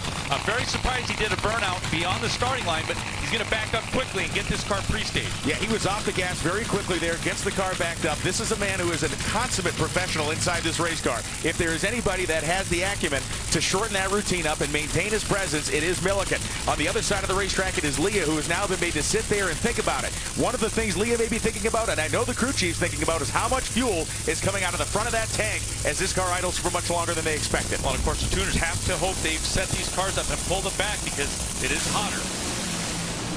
Milliken leaves with an 0.66, but Leah Pruitt will coast her way to a round win. 4:05.9, 2:51. We just had a 5-chapter novel in 4 seconds out there. Well, we talked about the temperature increasing. We're finally starting to see it rear its head. So these cars are having to make a lot more adjustments from what they did in the first round. You could clearly see that Clay Milliken was leading the race. He had her number off of the starting line. Take a look on the left side of the screen. Watch the jump that Clay Milliken gets right off the starting line. It is catch up for Leah. She keeps her foot in it. It was about mid-course or just before that the Parts Plus machine does start to spin the tires. And in the other lane, Leah was having problems of her own. But this is a game of attrition when we see this kind of 90-degree plus temperatures. Milliken made that brief near comeback at about 800 feet, and then her car squirted ahead, and she got to the finish line first. The Dodge Power Brokers top fueler goes to the semis. Next pair up here at Top Fuel, round number 2. It's Brittany Force, your #1 qualifier, taking on Josh Hart. I had a chance to catch up with Josh early this morning before first round, and the team was a little dejected about the way they qualified. It said it was consistent. It didn't hurt parts. It did everything but go fast. He said it was a 390 bracket car. They would have been good. Unfortunately, you don't dial in at Top Fuel. The good news was he was happy to see the sun out, the temperatures out, because he feels the conditions might level the playing field and give him a fair shot against a much quicker Brittany Force. It is a very logical train of thought you've laid out there, Bruno, but unfortunately for Josh Hart, he is 2/10 slower than Brittany coming into this round. They're waiting each other out. It worked for him. She's got cylinders out. The engine shuts off, and Josh Hart will move to the semifinals. 3:09.07, 318 miles an hour. They picked up a 10th off their last round performance, but a gutsy, willful drive for Josh Hart. But, you know, Brittany engaged as well. I mean, both the cars pre-staged. Each driver has 7 seconds, so there's nothing in the rule book that says one driver has to stage in front of the other. However, it was Josh Hart waiting it out. He had her number. You talk about gap sauce on the starting line. That's close to 6, better than 0.06 of a second. As well as pulling away on the racetrack. Trouble set in not only on the starting line for Brittany, but only 7 cylinders on the run. Leah Pruitt moved her way out of round 1 to the top end with Jamie. And there was a moment of sportsmanship at the top end. Clay Milliken got out of the car and apologized to Leah for the issues at the scene. And I'd say in the last half now, these Vandermeer fans got to see our Dodge team really have some struggles in our turnaround. We had some mag issues and we had some cylinder issues. We didn't have a great warm up. We knew we were going to be late, so I got into the car in the pits, and we just wanted to make sure that we didn't hang Clay out. Clay had his problems with the starter, but I'm proud of my team. Pedaled it once we smoked the tires. We got that win light, and we're just going to focus on making a nice clean pass in the semis. Thanks, Jamie. Just what the doctor ordered as we now take a look at our standings in Top Fuel. Only a 5-point spread between Mike Salinas and Brittany Force. Force, of course, making some of that gap up with qualifying points. Mike Salinas on the racetrack now. The Pep Boys Scrappers Racing Team Top Fuel dragster facing down Sean Langdon. Langdon, the DHL Top Fueler, across the racetrack. Bruno has more on the starting line. You know, Brian, for Sean Langdon and that whole DHL team, it was a fundamental change into giving this driver a shot. A lot of tire smoke, a lot of missed opportunities for this team. They figured they can just go from A to B. They've got one of the best drivers in the country right now. Give them a shot to give them to win a race. This one may fall well on Sean's shoulders.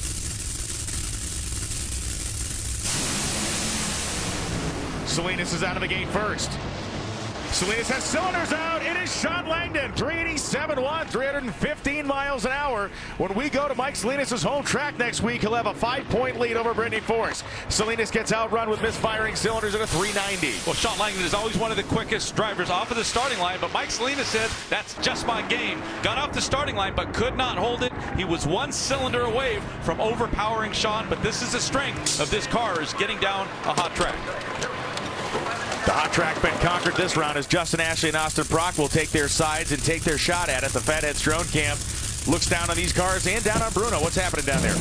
So, Brian, I talked to Austin Proctor when we had that little downtime. He told me that the 392 they ran wasn't really all it had. The car was actually tracking more into the mid-380s. It lost traction down. Trek started spinning the tires over them. Rinse, repeat, put a little wing and a little less timing. These two have seen each other before in a late round in Pomona to start the season.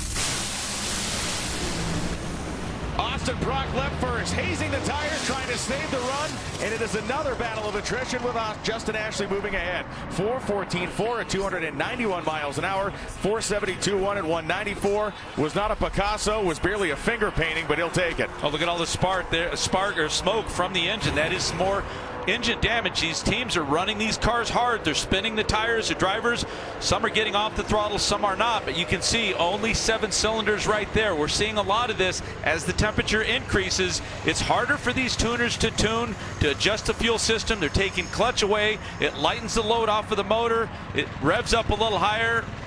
And there's the end result. And you can see Austin Brock has the early lead. He did get out first. But it was probably having those 8 cylinders that gave that car too much power and overpowered the racetrack at about 100 feet. And you can see Ashley had cylinders out on both sides of that engine, and it was just a 3-legged dog when it made it to the next round. Let's go to Jamie Howe. She's with Sean Langdon. For Sean Langdon and his whole entire team, over the last 4 races, there's been some progress made. You guys have found some performance. You're advancing to the semifinals for the 3rd time now in 4 race days. But you were surprised when you saw the timesheet. What was it about that shocked you? Well, I mean, you know, obviously the Safety Safari did a great job giving us a great racetrack, especially after that long of an oil down. We've been beating up the 389s and the 390s, and I know that Jason and Kurt were doing a good job of trying to improve the DHL CMR car a little bit for that round. But it's just been the consistency, and that's what they've brought these last couple races, and I think that's the key to success, you know, as far as us going rounds. You know, today I'm a little bit off on the tree. I'd like to get a little bit better for that next round. I'm going to need to be a little bit better, but, you know, I feel like the whole total package right now is it's in full effect, and we're getting ready for the countdown. He's not kidding. This car has been very good since the first round of Epic, New Hampshire. They really did turn a corner. Hart and Langdon will square off. Ashley and Brewitt will square off. The 9, 12, 2, and 3 qualifiers. It's been one of those times a day. It is time to go Nitro Funny Car Racing, and when we come back, Jack Wyatt will be part of that program. The most monumental upset of the day so far. The man who's been racing funny cars since 1976 is in the next round.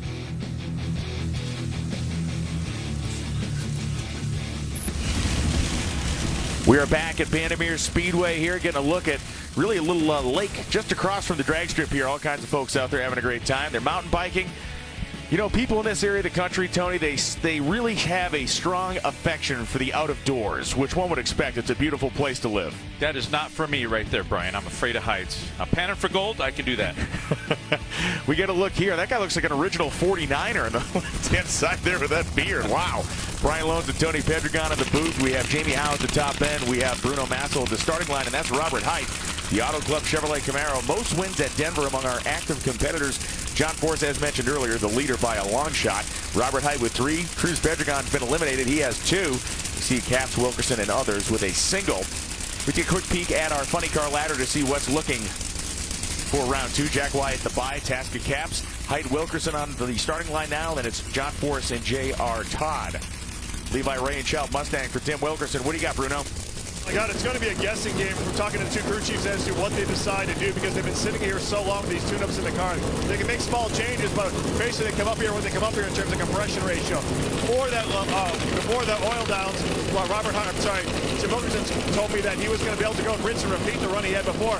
Now, not so sure. 140 plus degrees at the 8th mile for the track temperature. Advantage Height up the starting line. Both cars lose fire. Tim Wilkerson hits the timing blocks. He's disqualified on that immediately. Robert Height did get to the finish line first. 4:25.3, 260. Brian, the starting line advantage went to Robert Height. The car control went to Robert Height. It did appear that Robert Height was having similar issues, a cylinder out, probably spinning the tires, but take a look at Tim Wilkerson, was well in the race. You can see directly behind the car, he left some black tracks. That's where the tires start to break loose. They start to spin, loses control, allows the car to drift towards the inside of the lane. Of course, hitting the blocks disqualified him, but he was going to get beat to 1,000 feet by the Auto Club car. Robert Height, we'll find out if he maintains or he gets lane choice. We'll find out. He will be racing John Force or J.R. Todd next round. Now let's talk to Justin Ashley, who is at the top end with Jamie Howe.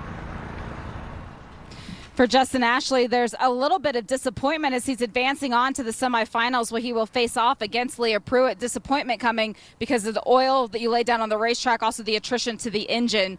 What do you guys need to do back in the pits? Well, we'll get to the bottom of it. We'll figure it out. Most importantly, we got the win light for our Phillips Connect team. But, it's just one of those weird races where you're just trying to hold on. And we were fortunate to hold on there to that one. And Austin's a great competitor. He's a great team. And, Mike Green and Tommy Delago do a great job. So they're going to take a look at everything, and we'll get it right. Tony, let's take another look at this one. Well, there's the cylinder out right there. And take a look at that detonation. There's going to be a lot of parts. And typically those red parts are only from the magnetos, the generators. But there's also some spark plugs that have popped out. And, of course, there's a titanium shield that's containing them. But a lot of engine damage.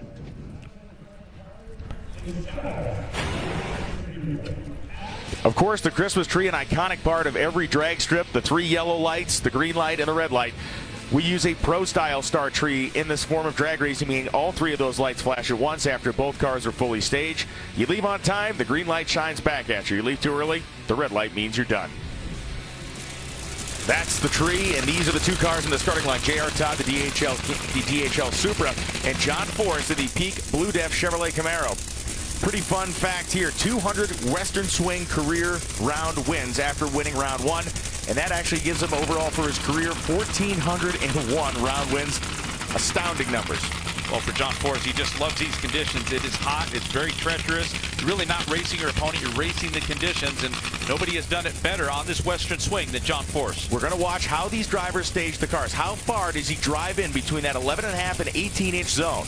We call that staging either shallow or deep. Pay close attention to where both of these drivers place that front tire. Forrest is way farther in than Todd.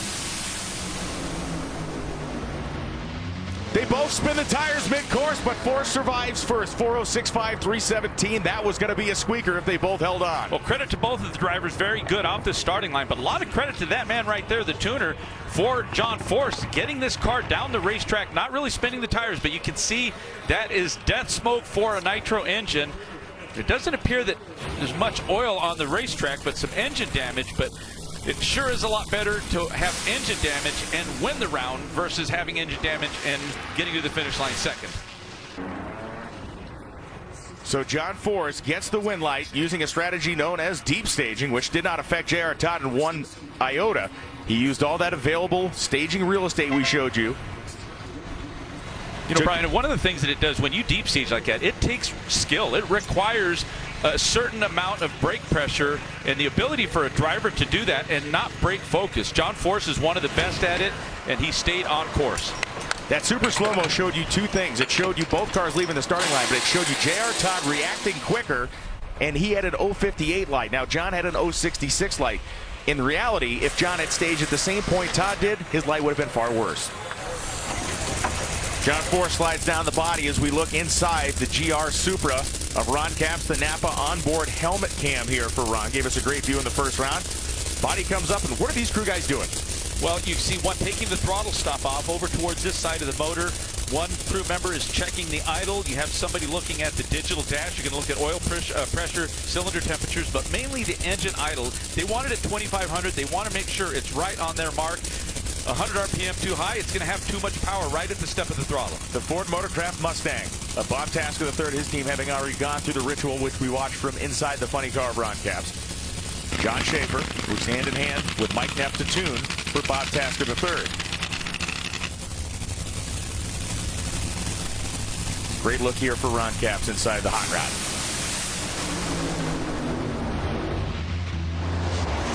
And Bob Tasker had his problems later than Ron Capps did, and that means he will advance 422 at 268 miles an hour. Capps 457.2 at 200.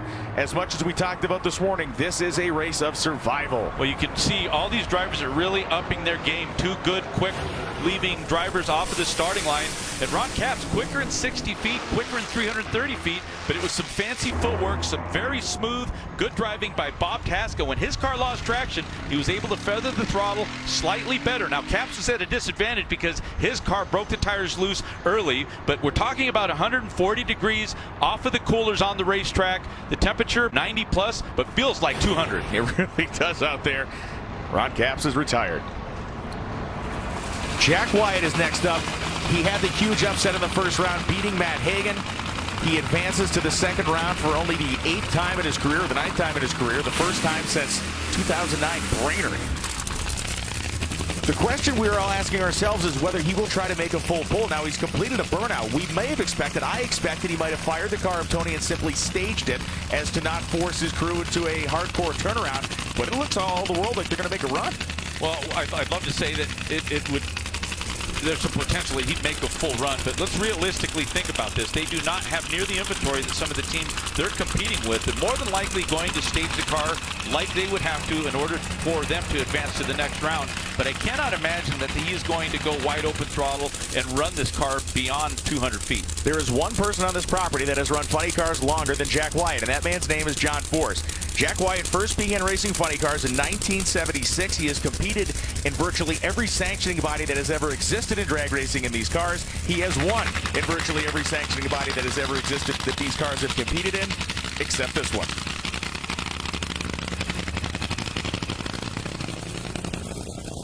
Perhaps an early shutoff, we're all wondering. Here we go. Stage it, and we'll basically just motor the car down and click it off.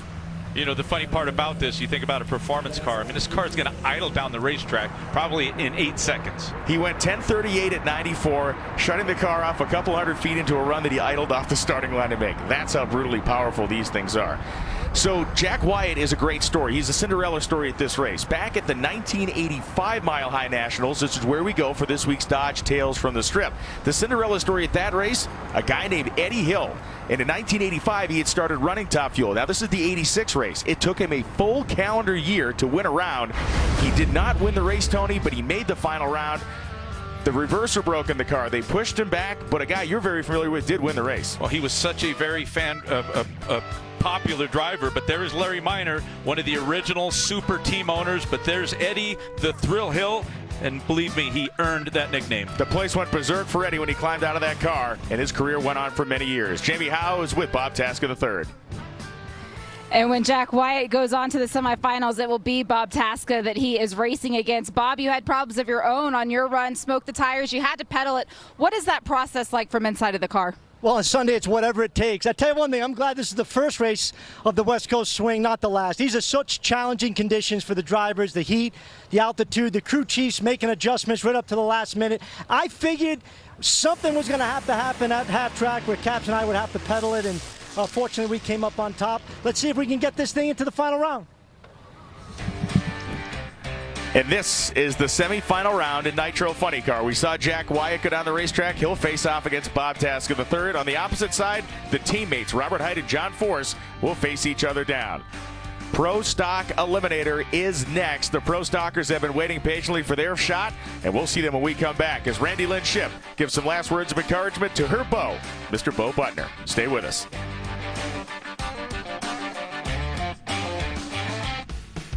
Welcome back to Morrison, Colorado and Bandimere Speedway, one of several Dodge displays in the pit area. This one the most fun and interactive. It's the Demon Simulators. Yes, those are full-time demons. You sit in there, it does a wheel stand, and you make a virtual drag strip pass. It is one of the neater things that you can do when you get out to the NHRA Drag Racing Series events. It's a lot of fun. They even got tattoos. Bruno Massa was down there all day. He has every one available spread out over the real estate that he allowed to be used. Our 8 remaining cars here, Stanfield and Butner, McGahey and Coughlin, McGahey and Hartford. Yes, both the McGaheys still in, and the Quadras have to race each other here in this second round.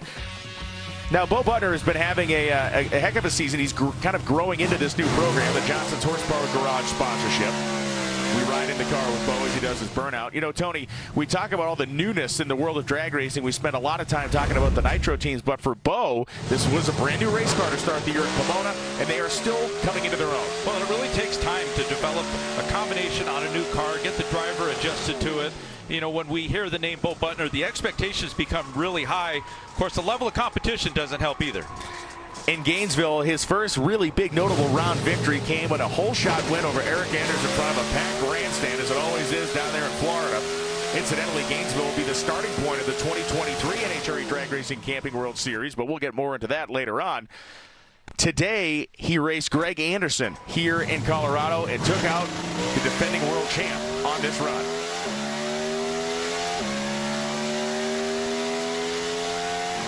See his eyes shift to the right. The sportsman racer, the bracket racer, saying, "Where he at? Where he at?" And he wasn't in front of him.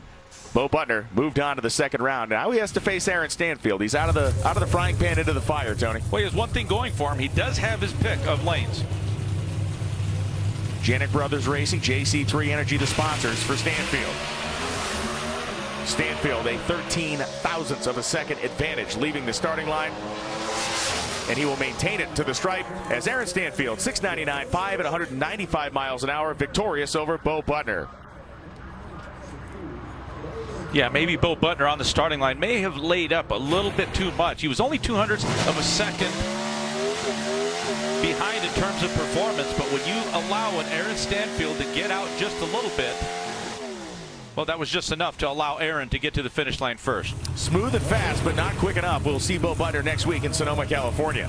Troy Coughlin Jr., the Jakes.com Camaro, and Chris McGahey, the Harlow Salmons of Odessa Southwest Machine Camaro, which has shown more teeth at all, boy, McGahey.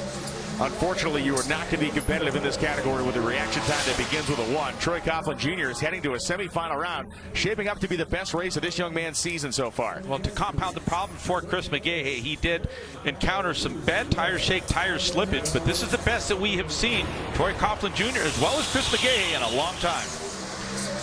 Smooth as glass for Troy Coughlin Jr. His 029 light competitive. He may need more than that when he takes on Aaron Stanfield next round, but we watched that car make the weight transfer onto the rear tires. And this is what the 2023 NHRA schedule will look like. The first 4 events. What's different about it? We're starting at the Amalie Motor Oil Gator Nationals in March. Then we'll go to the Arizona Nationals in late March for a Southwestern swing. Following that will be the Winter Nationals in Pomona, California, late March into early April. And then 1 week off, we'll head to the Strip at Las Vegas Motor Speedway for the NHRA 4Y Nationals. That's the way 2023 will kick off. The Quadra brothers having to face off. Christian Quadra, the Corral Boots Orange Mustang, and Fernando Quadra Jr., the Corral Boots Red Machine. Tony at 22 for Christian. The kid's lights out. Yeah, he had the quicker car in qualifying. He was quicker in the first round. It's not likely that Fernando Jr. was going to catch his bro in the other lane. A fun opportunity. You can see the emotion there for Fernando Sr. He's loving every second of this. Says, boys, now go back and sell some more boots. Well, you know, Fernando Sr., he can't lose. No. He's got both of his boys on the starting line competing on the big stage. There's nothing better than that. Now it's time for Matt Harford and Mason McGahey for a trip into the semifinals. McGahey, remember, beat Erica Enders in the first round. Hartford scrapped his way out of the first round on a dandy as well. Very slim advantage here for Hartford at 32 over McGahey's 45. And at the stripe, a squeaker. It's a whole shot win for Hartford. 699-1 beats a 698-1. Wow, for Mason McGahey, so good in the first round, but it does appear he didn't leave any in the tank for Matt Hartford. So Matt Hartford will face off against Christian Quadra. It will be Stanfield and Coughlin, and it is 4 cars left with 2 spots remaining in that final round berth. This is going to be fun to watch in just a short while. John Force Racing, they're bolting the cylinder heads back on top of the engine block in this car. The turnaround is well underway. When we come back, our coverage of these mile-high nationals continues from Vandermeer Speedway in Morrison, Colorado. The Sealmaster Track Walk got the day started here at Vandermeer Speedway. We had kids doing the gritty to get us kicked off, and a load of fans taking a stroll down the drag strip, getting that first-hand experience of not only the viewpoint of a driver, but also the grip available as it tugs on the shoes. And if you walked out here in flip-flops, you did not walk off the drag strip with flip-flops. Coming up this Tuesday night, Judge Otani. Of course, you have Machado. The game's biggest stars are coming to the City of Stars for the Midsummer Classic. It's the 2022 MLB All-Star Game from Dodger Stadium. Coverage beginning at 7 p.m. Eastern on Fox this Tuesday night. Let's talk about Pro Stock Motorcycles as they have begun their battle here in round number 2. Smith and Ingerson, Angel taking on Jerry Savoie, the battle of the Bayou. Angie Smith will have the bye, and it's Eddie Krawick and Joey Gladstone. Those are the remaining motorcycles in competition. And Tony, we get things kicked off here with that bye run. Angie Smith in great position. Of course, her and her husband qualifying number 1 and 2. The Denso pink bike on the solo, and Angie didn't waste this one. Well, there's no pressure, but she is making a full run. They want to set the stage for the semifinals. She won't have the luxury of not having an opponent in that next round. So we're going to ride along with Angie Smith on the Denso onboard. You can see her shifting her body backward, getting down below that fairing to become the smallest possible signature going through the wind. You also saw her using her body to maintain control of that motorcycle early in the run. Angèle across the racetrack from Jerry Savoie. The last time these two saw each other was the final round in Bristol, Tennessee, which went to Jerry Savoie. When Angèle red-lit, this time it's Jerry's turn to leave too early. He was 24 thousandths too quick. 0.46 reaction time for Angèle. In a clean 7:18 at 186.9 miles an hour. The Vance & Hines 4-valve Suzuki working well there. Eddie Krawiec now, his turn to take the tree next to Joey Gladstone. Krawiec 0.21 green. Gladstone at a disadvantage here, Tony. Yeah, Joey Gladstone had a little catch up to do, but you can see right at about 1,000 feet with 320 feet to go to the finish line. You can see the team so excited because that is the quickest run that he has made all weekend. 7:15.5 for Gladstone. Punches his ticket into the semifinal round. Let's ride with Eddie Krawiec.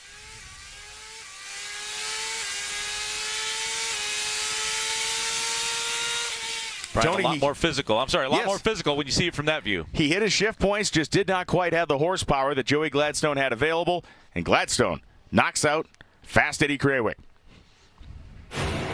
Matt Smith's turn now. Mark Ingerson, who's been that great underdog story all season long, has a big hill to climb here as he looks across and sees the Denso machine of Matt Smith.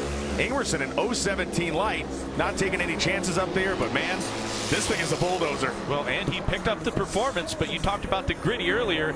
Matt Smith is doing the nitty-gritty on the rest of these guys. Smith ran down a blistering 7:10 that places him ahead of the field, and he also reset the track speed record in the heat of the day at 189.87 miles an hour.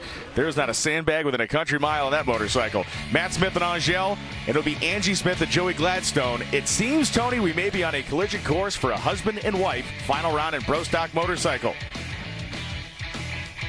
Let's talk to Angie Smith. She may be one half of that final if she can beat Joey Gladstone. Angie Smith is with Jamie Howe. Angie Smith started race day off as the #2 qualifier, but she has now made 6 straight runs that range from a 7:15 to a 7:18. That one in the heat of the day was your slowest one. Where does the performance come from for this team? Consistency is key, I think, today. You know, this Denso, Mark Stockseth, Lucas Oil, Smith Trucking, Greg Butcher Trucking, everybody that helps us. You know, it's just about being consistent. It is so hot out here. It's exhausting hot. But you know what? As long as we keep turning wind lights on, it makes it all worth it. Those wind lights cure everything as we get a Fatheads Eyewear drone cam look down onto the Peak 80 Freeze and Coolant trailer as well as that Auto Club trailer. That is where Robert Height and John Force's teams are respectively working their tails off to get their equipment ready for the semifinals. Those two cars will race each other. In the top fuel pit area, the warm-ups have begun. This is Justin Ashley warming up his car, the Phillips Connect VitaCShot.com machine. Ashley sitting in the cockpit, looking over the gauges. Mike Green looking over the engine. And Leah Pruitt, who we saw earlier working on her practice tree inside this race car as we peeked in there. Their team is warmed up. Those two cars will face each other down in the next round here in Denver, Colorado. Stay with us. The Dodge Power Brokers Mile High Nationals are hot. The Dodge Power Brokers Mile High NHRA Nationals on Fox is sponsored by Dodge. Domestic, not domesticated. Tony, as a high-level semi-professional tubing enthusiast yourself, you really enjoyed your day on the river. Brian, if I could only swim, I'd be there right now. Semi-final round in Top Fuel. It is going to be Josh Hart and Sean Langdon across. It will be Justin Ashley and Leah Pruitt. We're going to talk about the weather by round, and we talked about how hot it has been today, not just in the ambient, but also in the track temperature. You see the split in the track temperatures there. That is because for the first 330 feet, there is a system underneath this drag strip that regulates its temperature, cools it. After 330 feet is what you see after the slash mark. And look at the density altitude, over 9,000 feet all day long. Bruno's in that 9,000-foot air. How's it feeling, buddy? It is thick as can be back there, brother. The nitro is just hanging in the air. You know, one of the big obstacles for these teams is how to navigate past those cooling tanks, because Brent sort of pointed the track. We've seen the hottest temperatures we've seen all season, well above 140 degrees. For Neil Strasbaugh, Leah Pruitt's crew chief, the idea is you've got to slow the clutch down, but along with doing so, you've also got to slow the fuel flow and the timing. It all has to go as one, otherwise bad things can happen. The last time Leah and Justin lined up in 90-plus degree temperatures, Justin was extracted from his car before the run. Cylinders out for Justin Ashley, and Leah Pruitt's going to her first final round since Pomona in the summer of 2021. A huge moment for this Tony Stewart Racing team on a sponsor weekend. Well, we saw what this team did initially in qualifying. This has been one of the better cars, and they continue to do it regardless of the heat. And she was laser-like on the starting line. Justin Ashley, a cylinder out, was handicapped, but it didn't seem like there was anything wrong with Leah's run. And considering the air and the humidity and everything that's going on, you really have to give a lot of credit to those tuners of that machine. A gutsy call to reaction from Tony Stewart, team owner, of course, and Leah's husband. And this is the moment that this team has been wanting and waiting for all season long. They've been working toward it, of course, very, very hard. So as Leah takes her safety equipment off, we see Sean Langdon, the DHL RevChem Toyota top fuel dragster on the right side. Josh Hart, the R&L Carriers sponsored machine in green, white, and black on the right-hand side of the racetrack. They come in with Langdon carrying a very small performance advantage. The car went 387. Tony, did you think they pushed a little bit? That car had been 89 to 90 for the last 2 days. They found an 87. Did they stay there or push a little harder? We'll finish that thought when we talk a little bit more about Josh Hart with Bruno. You know, I got the same strategy from our talk about strategy with Josh Hart and his team. Ron Douglas, the crew tuner, told me that basically this car's been tied to the 390s. They thought that was a detriment until they woke up this morning and realized how hot and sticky it was going to be. That has been the magic number for this team. They've seen no reason to try and push any harder. They're in the lane that people are skeptical of. Said if we can go at 390 just like we did last time, at least we've got a shot. Well, Sean Langdon, based on what they did in the second round, have shown us that this track is still very manageable.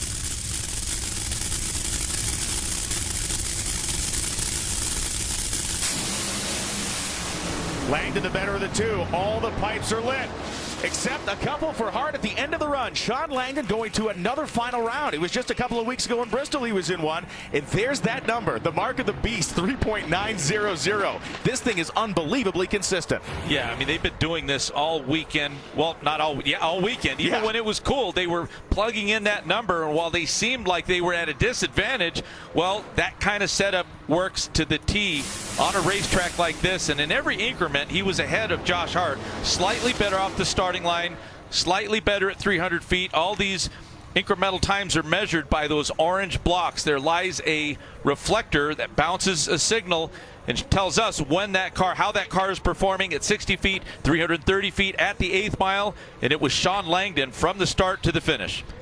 Langdon, another final round coming off the back of that Bristol one just a few weeks back, as I mentioned. It is career final number 37 for Langdon. It will be career final number 19 for Leah Pruitt. Next week, we go from the heights of heights here in Denver, Colorado, right down to sea level and some of the gnarliest air we'll see all year. It's the NHRA Sonoma Nationals qualifying coverage beginning July 23rd at 10:30 a.m. Eastern on FS1, concluding on Sunday, July 24th at 1:30 p.m. Eastern on FS1. And next Sunday at 4 p.m. Eastern, just like you did today, you'll tune into your local Fox affiliate for a very, very quick and fast day in Sonoma. And for Sean Langdon, it's another 390 pass. Yesterday, you were upset about that. Everybody was going quicker, but the heat's on the racetrack today. You have found that consistency. How vital is that as you advance to another final round? Yeah, and that's something that we struggled with early in the year, was just trying to press the car too hard and smoking the tires in some situations that, just made it down the track.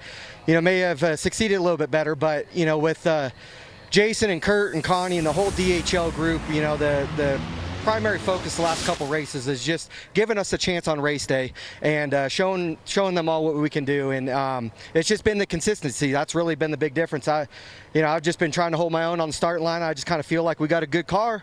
If I can leave with them and we can, show off Jason and Kurt's talents and just give the sponsors what they pay us for. Everybody at DHL and CMR and Mac Tools, RevChem, all the great companies. It's good to be in a final round again, and hopefully we can get the win. Back to the starting line, the Bojo's Pizza sponsored Dodge Charger of Jack Wyatt. Bojo's is a Colorado area pizza chain. They got about a half dozen locations, and they have gotten a lot of bang for their buck out of supporting this independent racer. Mountain Pies as the body comes up for Jack Wyatt, who has a tall task on hand here with Bob Tasker III, the Ford Motorcraft Quick Lane Funny Car. Now, let me ask you a question, Tony. Ultimately, Bob Tasker wants lane choice in the final. Is Jack Wyatt in a better position than we think he may be in because Tasca may be trying to race for lane choice more than he's trying to race Jack Wyatt right now. Well, that may be, but I think that Bob Tasca is going to take on his opponent like he should. I think every driver sizes up who is in the other lane, what their capabilities are on the starting line, how the car's been performing. I don't really think that should affect Bob on the starting line. I think he has a specific strategy. He may be going for lane choice, but I think he's, either way you slice it, I think we're going to see him shallow stage, which means he's going to try to get every bit of the elapsed time that he can. May not affect him behind the wheel. We'll see how it affected Mike Neff and John Schaefer in the clutch cam. They handled their business. A lot of smoke there at the big end. 4:03.4, 318 miles an hour. Bob Tasca III is heading to a final round appearance here in Denver. Well, Bob Tasca just served up a Boston special. Talk about a pizza pie. And, you know, a lot of credit to Bob Tasca. Kept that car in the center of the groove. And take a look at how straight and true it is. And we're talking about the most treacherous conditions that we have seen all year. Once the car gets beyond 330 feet, we're talking 140 degree plus. So the tuners set this car up to skate right down the racetrack. Too aggressive, that tire starts spinning. The driver was literally like driving on ice. Not the case. The tuner made it a lot easier for the driver. The driver did his job and did it well. Career final 23 for Tasca, the last one coming at the last race in Norwalk. They have found their spot. It will be a Ford Chevrolet final in Nitro Funny Car. Which Chevrolet will it be? That of John Brute Force, the peak antifreeze and coolant machine here as he rolls his way ahead. We've talked about his accomplishments not only in the Western Swing, but at this particular racetrack. They are unparalleled, not only in Nitro Funny Car, but also across the NHRA Camping World Drag Racing Series categories. That is the Auto Club Chevrolet Camaro of Robert Hight. A four-time Denver finalist is Robert Hight, trying to make that a five-time statistic here. Coming in, both cars ran with a fair wide disparity. Force the much quicker car against Hight here. Force comes in with a 406. Hight comes in the back of a 25. Well, Robert out-qualified his boss by one position. However, John was quicker in the first round, quicker in the second round. And I know John Force, you're going to have to rip it out of his hands. But if one guy can do it, I suppose it would be his teammate.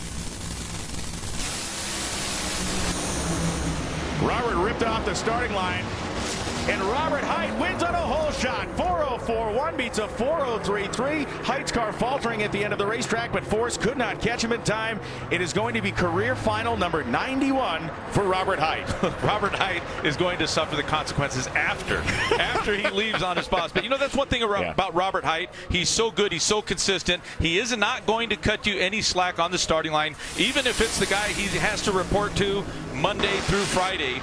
And this is all AAA. Bo Tuners did an outstanding job negotiating this extremely hot racetrack. Bob Tasca will be going to the final round against Robert Hight, and Bob Tasca will have lane choice in that final round by 1/100th of a second. Let's talk to him. He's next to Jamie Howe.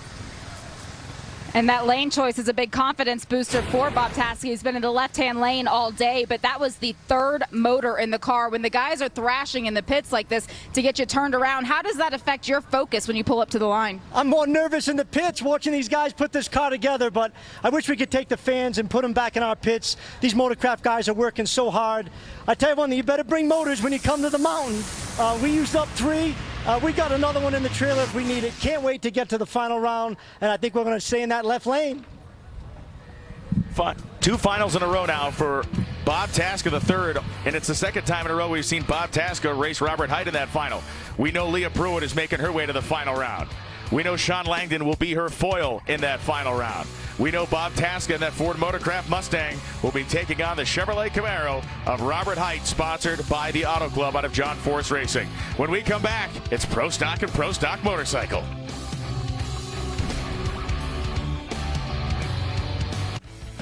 The Dodge Power Brokers Mile High NHRA Nationals on Fox is sponsored by Camping World, making RVing fun and easy since 1966.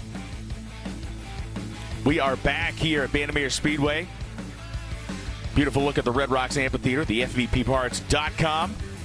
Oversized battery there. FVP has a great display in the midway. People had a whole lot of fun between qualifying and elimination rounds here, cruising through the pits, and factory verified proven parts for FVP, a great partner of the NHRA Camping World Drag Racing Series. It is Stanfield and Coughlin It is Hartford and Quadra, and the first of these two pairs will be Aaron Stanfield and Troy Coughlin Jr., both hailing from the Elite Motorsports crew. You can see that Elite Motorsports name on the front fender of the car. Janik Brothers Racing out of Texas, Aaron himself out of Bossier City, Louisiana, and Troy Coughlin Jr. of the Legacy Drag Racing Coughlin family, Delaware, Ohio. Troy's dad has made final rounds here at the Mile High Nationals in Pro Stock. Aaron Stanfield's dad, an accomplished Pro Stock and 5-time world champion in the NHRA Super Stock category.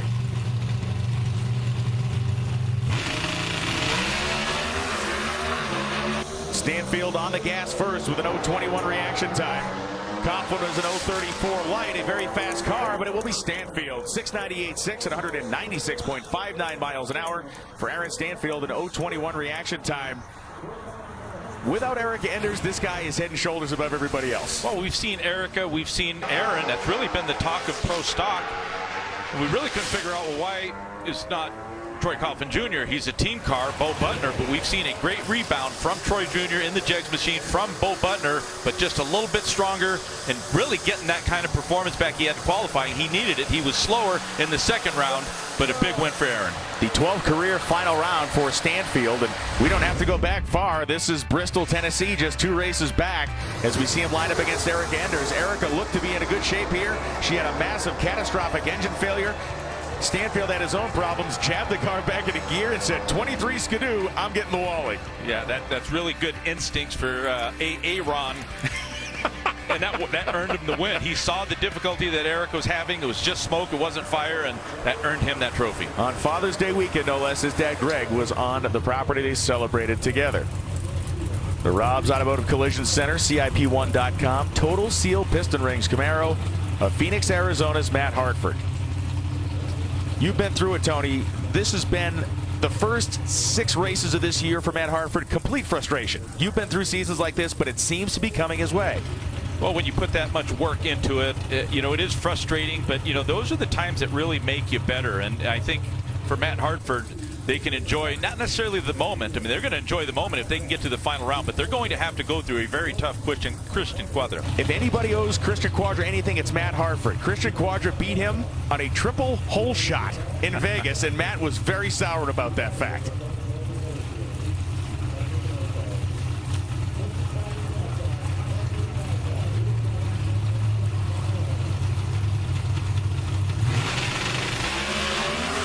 He's not going to let it happen again. Quadra goes red by a thou, and Matt Hartford is going to the final round here in Denver. 97.3 at 196 miles an hour for Hartford. We know he was in the final round here in 2019. The last time we ran Pro Stock cars at this event, he lost to Greg Anderson. He's going to try to redeem himself against Aaron Stanfield. A solid run. Well, that's a tough way for Christian to go out, and you talk about how close you can cut it on the starting line. Now, these are high revving cars. They make the launch at about 65, maybe 7,000 RPM, so they are amongst the quickest reacting machines in the professional categories. So Christian was just acting off of his instinct, just a little too quick, a little too close. So Matt Hartford's got the door open, and he's going to climb out. 2 races from now, we'll be at the Northwest Nationals. Greg Anderson in 2019 was on the verge of sweeping the Western Swing. He won here. He won Sonoma. He was on the way to win Seattle until Matt Hartford showed up first. Hartford stopped the sweep, got his win, and celebrated in the winner's circle with the likes of Austin Prock and John Force. It was a historic day, Tony. That was one winner's circle he will never forget being in. Yeah, of course, Matt Hartford, he does it on the racetrack, but pretty colorful when you talk to him, especially after he'll touch up a couple of drivers. Hartford, final round, number 11. Let's go talk to Aaron Stanfield, who's with our own Jamie Howe.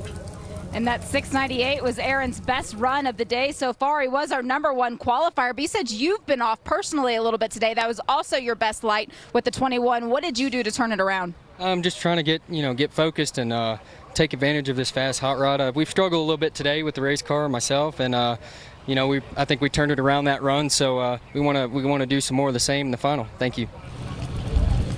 So Aaron Stanfield, as businesslike as they come. Angie Smith, the Denso onboard camera, trying to replicate the final round from Epping, New Hampshire in 2014, which saw her race her husband, Matt. She has to get around Joey Gladstone first. Joey Gladstone is left second by 0.06 of a second. The V-twin of the Denso bike powers Angie Smith to a runner-up in this round. Joey Gladstone, 7:19.4. At 185 miles an hour, outruns Smith, who made the slowest run of her day by a lot, Tony. That bike slowed to a 21. Well, Angie, of course, was the number 2 qualifier. She was looking very good in the first and second round, but it was Joey Gladstone, based on his second round performance, that had lane choice. He was the quicker bike, and as soon as both of them left the starting line, it became about horsepower. Joey Gladstone has come on like Ghost Rider over the last couple of races. He made the final in Norwalk. He is going to another one here. We have Angel on the starting line right now to take on Matt Smith. The longest odds of the day for Angel, as Matt Smith has been the class of the field by multiple motorcycle lengths every single round. Tony, the last round, the hottest, soupiest, crummiest conditions for making power, Matt Smith reset the track speed record. Yeah, Matt Smith, I mean, he's really been one of the toughest in this category, but you're talking about a powerhouse in the other lane. Vance and Hines are going to need a little bit to deal with Matt Smith. Two of the most seasoned, decorated, celebrated championship level riders in the history of the category square off. They lead within 5 thou. Angel has the throttle cranked wide open. She's down underneath that fairing and has absolutely nothing to say about this one. Matt Smith living in his own zone. The first 190-mile-an-hour run in the history of this drag strip, 190.03, a 7:12 elapsed time. I know we have to run the final round, and I know Joey wants to be there, but my goodness. Oh, Matt Smith, he's got the performance. He's in a different zip code than everyone else. Let's go to the top end. Matt Hartford's going to be taking on Mr. Aaron Stanfield. Let's talk to him. And Matt Hartford's taking on with lane choice. He's raced with it today. He's raced without it. What effect will that have on the final round? I don't think it's going to have any. The starting line at Bandamere is always great, so I don't think lane choice matters. But, you know, the Total Seal, Rottler, CIP1, Robs, Curry, KI, you know, everybody that helps me out, you know, the host connection, you know, thanks to everybody to getting us here. All my team has done a great job this weekend. And I got to say thanks to Josh Hart, R&L Carriers. Without them, I probably wouldn't be here this weekend. They loaned me a truck driver to get to Denver, loaned me one to get to Sonoma. So, hey, guys, thanks, and we're going to put your decal in the finals. In the world of NHRA drag racing, it's all about teams and community, and those teams who are either a Pro Stock or Top Fuel working together. Leah Pruitt's team, the Dodge Power Brokers pit cam showing the thrash, the cylinder heads being cinched down on top of the engine. When we come back, we'll set up the 4 final rounds of this NHRA Camping World Drag Racing Series Throwdown atop Thunder Mountain. The Dodge Power Brokers Mile High NHRA Nationals on Fox is sponsored by Dodge. Domestic, not domesticated. And we are live here at Bandamere Speedway. It is final round elimination coverage right now in Pro Stock Eliminator at these Dodge Power Brokers NHRA Mile High Nationals. Brian Loans, Tony Pedregon in the booth, Jamie Howe at the top end of the racetrack, and Bruno Massel stationed at the starting line. We have Matt Hartford and Aaron Stanfield in our Pro Stock final, Tony. The Janik Brothers Racing JC3 Energy Machine of Aaron Stanfield has been incredibly good this year. His 6th final of the season, his 12th career final. Many times we look at this guy and say money in the bank, he's going to do it, but Matt Hartford's his foil. Well, Aaron's had a career year, but you're only as good as your last round in this sport, and it's Matt Hartford that is coming in with a 100th of a second performance advantage as well as lane choice, which I don't think is going to be an issue. Matt Hartford's last final round appearance was in Houston, Texas in 2021, and he won that race. Stanfield's early season has been amazing and fluid and smooth and successful. Hartford's has been rough. It has been full of frustration, but that frustration has led him to this point.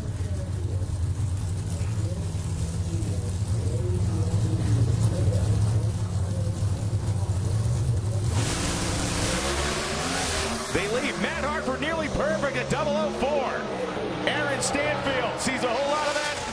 Has a whole lot of that Camaro out the side window, and Hartford's done it. 696.7, 196. His wife Amber celebrating with his friends on the starting line and his crewman. A great drive for Matt Hartford, picking up career victory number 5. It's been a long time since Houston at 21. Well, Brian, you just saw the Matt Hartford trademark. It was no rush to go into stage. He made his opponent wait, and it paid off. It paid off big.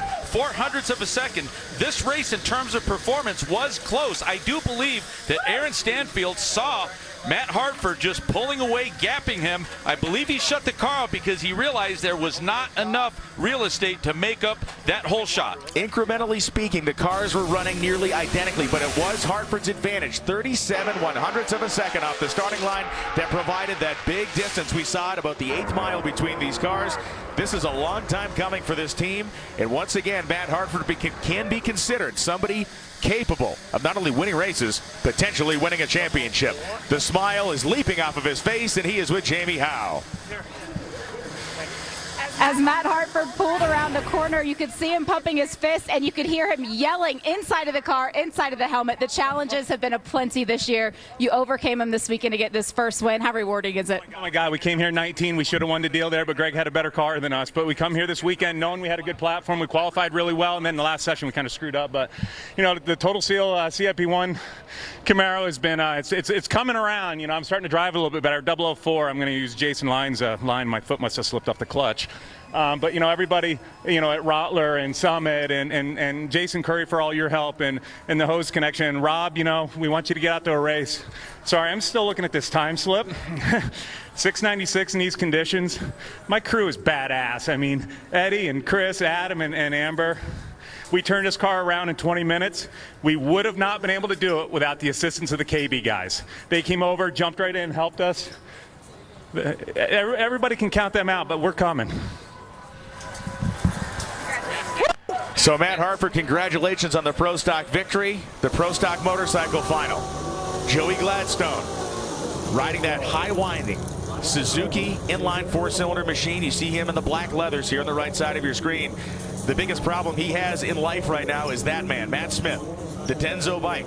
Now this is a Buell, it's a V-twin style engine, Tony, and this was a calculated move Matt made. He had been riding a Suzuki. He has raced this Buell style motorcycle for years. He brought this one to the mountain, and so far he has dominated freely. Well, if that's the only problem for Joey Gladstone, that is a big problem, especially when Matt Smith changes machines and rolls his bike out of the trailer, sets on the pole, runs a track record, has the speed record, and it just appears that he has a clear performance advantage over everyone.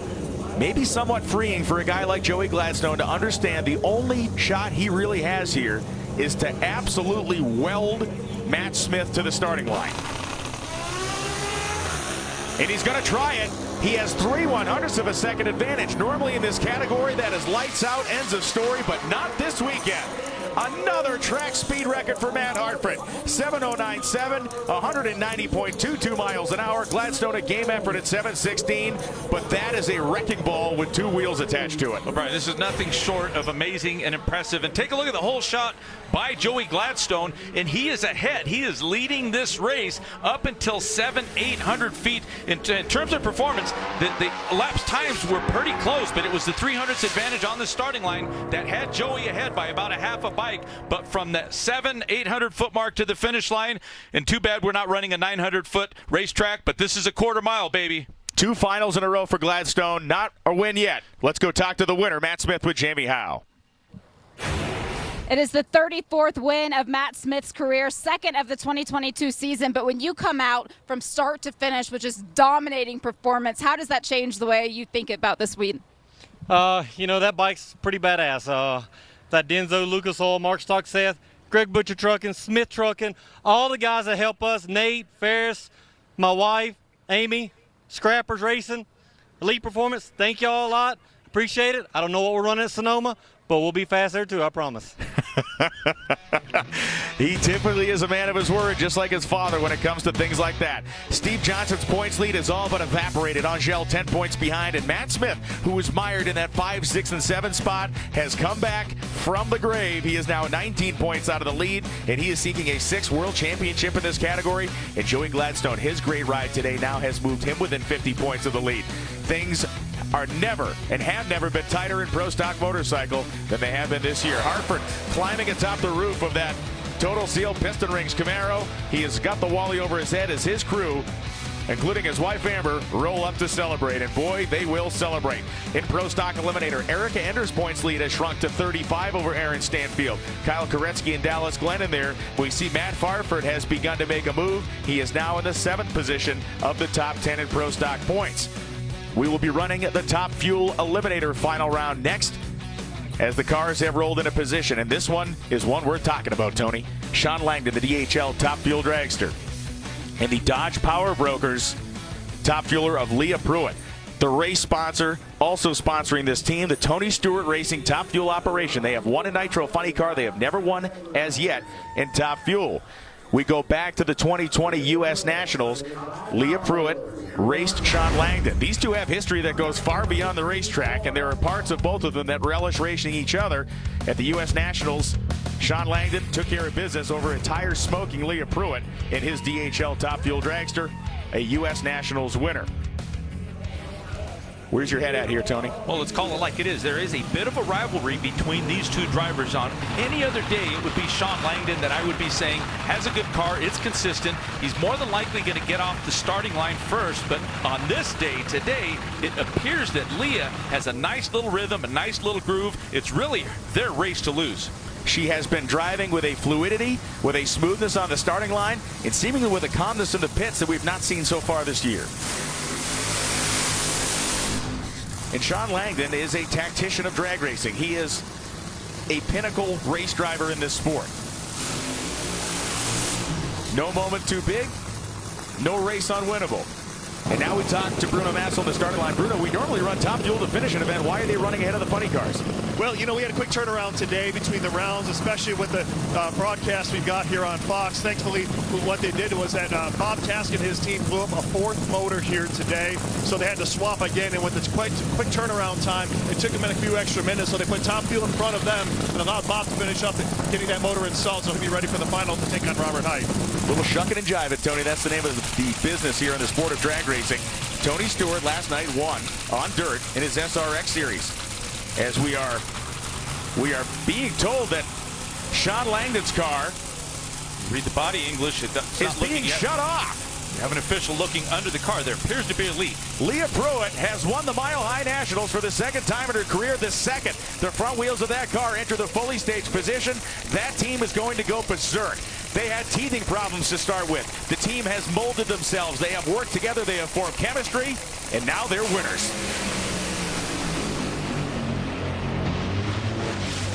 With authority in the final round of 388.4 at 316, is it a smile of relief or satisfaction for Tony Stewart? Well, it's satisfaction. They've had so much success with the Matt Hagan, with the Dodge Funny Car, not necessarily this Top Fuel machine. They had a good car all year, but they have finally been able to put it in victory lane. They won't remember how it happened after a week. Leah Pruitt, this is a seminal moment in her career.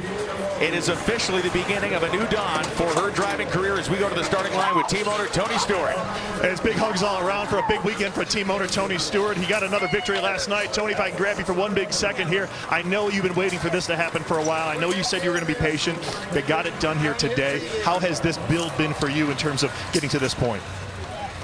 It's been at times an emotional roller coaster, but cannot thank Dodge Power Brokers. This Dodge SRT Top Fuel Dragster has been fast all weekend, and Neil Straussbaugh, Mike Domagala, Ryan McGilvery, this whole team has been so patient. These guys, every one of these guys in this team have absolutely known that we had potential. We just had to put a whole weekend together, and the one I'm so excited for is the girl that's on that screen down there. That I'm so proud of her. She's been the best cheerleader you could ask for, because she's been waiting for a day like today and for everything to fall in place. So I'm just really proud of this whole team. I mean, Dickie and Stretch and Alex and Matt Hagan, all these guys. I mean, we're one team, all team. We all win together, we lose together, but to get both of these teams a win this year is pretty awesome so far.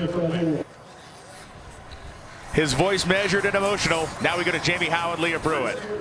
And as Tony Stewart expresses his pride at the starting line, it's the emotion down here at the top end, Leah. 3.8 seconds you went down the racetrack knowing that you had already won the Dodge Mile High Nationals. How do you process that? This is absolutely everything. First of all the glory goes to God right there. I know we're closer to him right now than we raced all year, but for Mark Whitney, for everybody at Dodge, this being the Dodge Power Broker Nationals, and we brokered that power all weekend long. We have the best fans in the entire nation. This is my favorite track. Been trying to be emotionless all day just to do my job, but this is for Neil Strasbaugh, Mike Damagala, Ryan McGilvery, my entire crew that has been flawless all weekend. I told you guys a long time ago it was coming, and I couldn't have been more proud to do it at a place like this. Thank you, Vandermeer. Congratulations. That is the face of absolute, pure, and utter joy. When we come back, it is time for one more final here at these Dodge Power Brokers NHRA Mile High Nationals. The funny cars are on tap.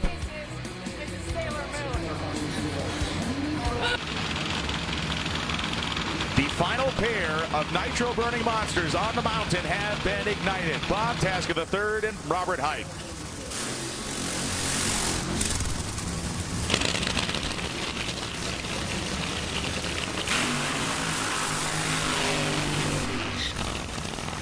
Both cars completing their burnout successfully. The crews have been worked to the bone this week, and they have no time to take a deep breath. They will pack up their things this evening and begin a 1,200-mile drive west tomorrow morning. Some will actually begin it tonight to be ready for Sonoma, California.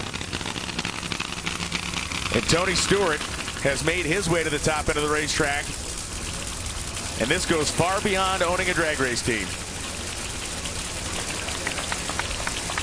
A moment they will share together for the rest of their lives, unique in motorsports.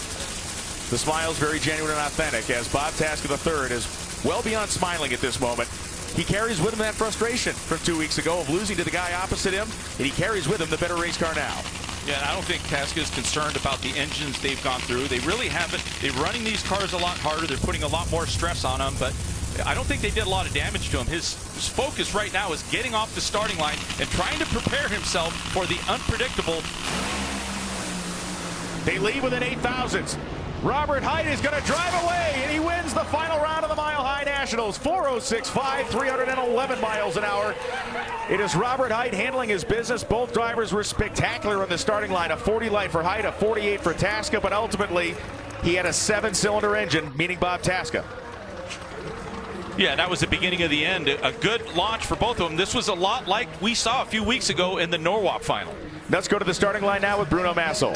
Down here with Jimmy Prock. Jimmy, you don't give off a lot of emotion, but there's a smile and a high five. You can't hide it. It's exciting for you guys to come out here and conquer the mountain because it's something that is so difficult to do. What was the key to getting down that lane? Is that a, I tell you, got to kill you type thing? Yeah, you know, we did some stuff in the bell housing to help us get over that couple tricky spots out there, and it worked. And Safety Safari did a great job of cleaning up that oil down there to give us a chance to put on to get a good race in. And I'm really proud of my guys and everything, how hard they've worked. I want to thank all our sponsors, and we put a lot of effort, spent a lot of time for 2 weeks trying to, lay out a game plan for here. We spent a lot of time on it, and it worked out well for us. Thank you. 58th career victory for Robert Height in his 91st career final round. Yeah, I'm looking at the left lane. There was something that happened to the Motorcraft car that caused it to lose power. You can see the peculiar pattern with the header flames. There was something mechanically that happened, and of course the conditions are better, yet Robert Height ran slower, and of course Tasker may have spun the tires. You can see those black tracks directly behind the car. That means it's slipping the tire. Jamie Howe is with Robert Height once again at the top end to get a Wally. And as he collects his 5th Wally of the season, Robert, you said it back in the pitch, you've got to be better each time here on race day. That was a 40 at the tree, your 5th win of the season.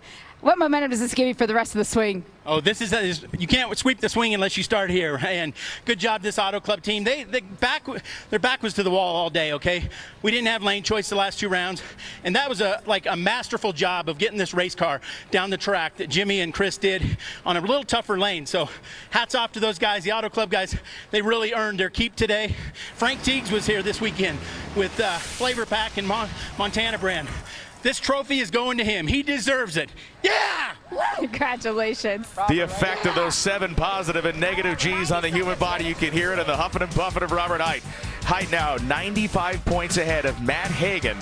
Ron Capps 166 back. We look at that top 10 in Nitro Funny Car, and there are the haves and the needs to have pretty quickly, including Tasca, including Pedregon, Todd DeJoria, Wilkerson, and Chad Green. What a race here today. It had a little bit of everything. Now it's going to have a Sunoco winner's circle and a champagne shower. Let's go and take a look. And the champagne is flowing. Hey, you don't have time to wash those fire suits, kids. You better be careful with that down there. Well, they'll find a way. Believe me, they're going to find a dry cleaner on the 1,200-mile stretch to get to Sonoma. It has been a magical day of drag racing here at Bandimere Speedway, and we're going to do it all again next Sunday at 4 p.m. Eastern on your local Fox affiliate. It is going to be the NHRA Denso Sonoma Nationals, and it will be far faster than this weekend. It will be as compelling, it will be as unpredictable, and as awesome to watch. Thank you so much for watching here today. On behalf of Jamie Howe, on behalf of Bruno Massel, on behalf of Tony Pedregon, and on behalf of the highly talented, motivated, and dedicated NHRA on Fox team, I'm Brian Loans, and I can't wait to see you again right here again next week. We'll burn more nitro, we'll have more header flames, and we may set a record or two along the way. We'll see you next week.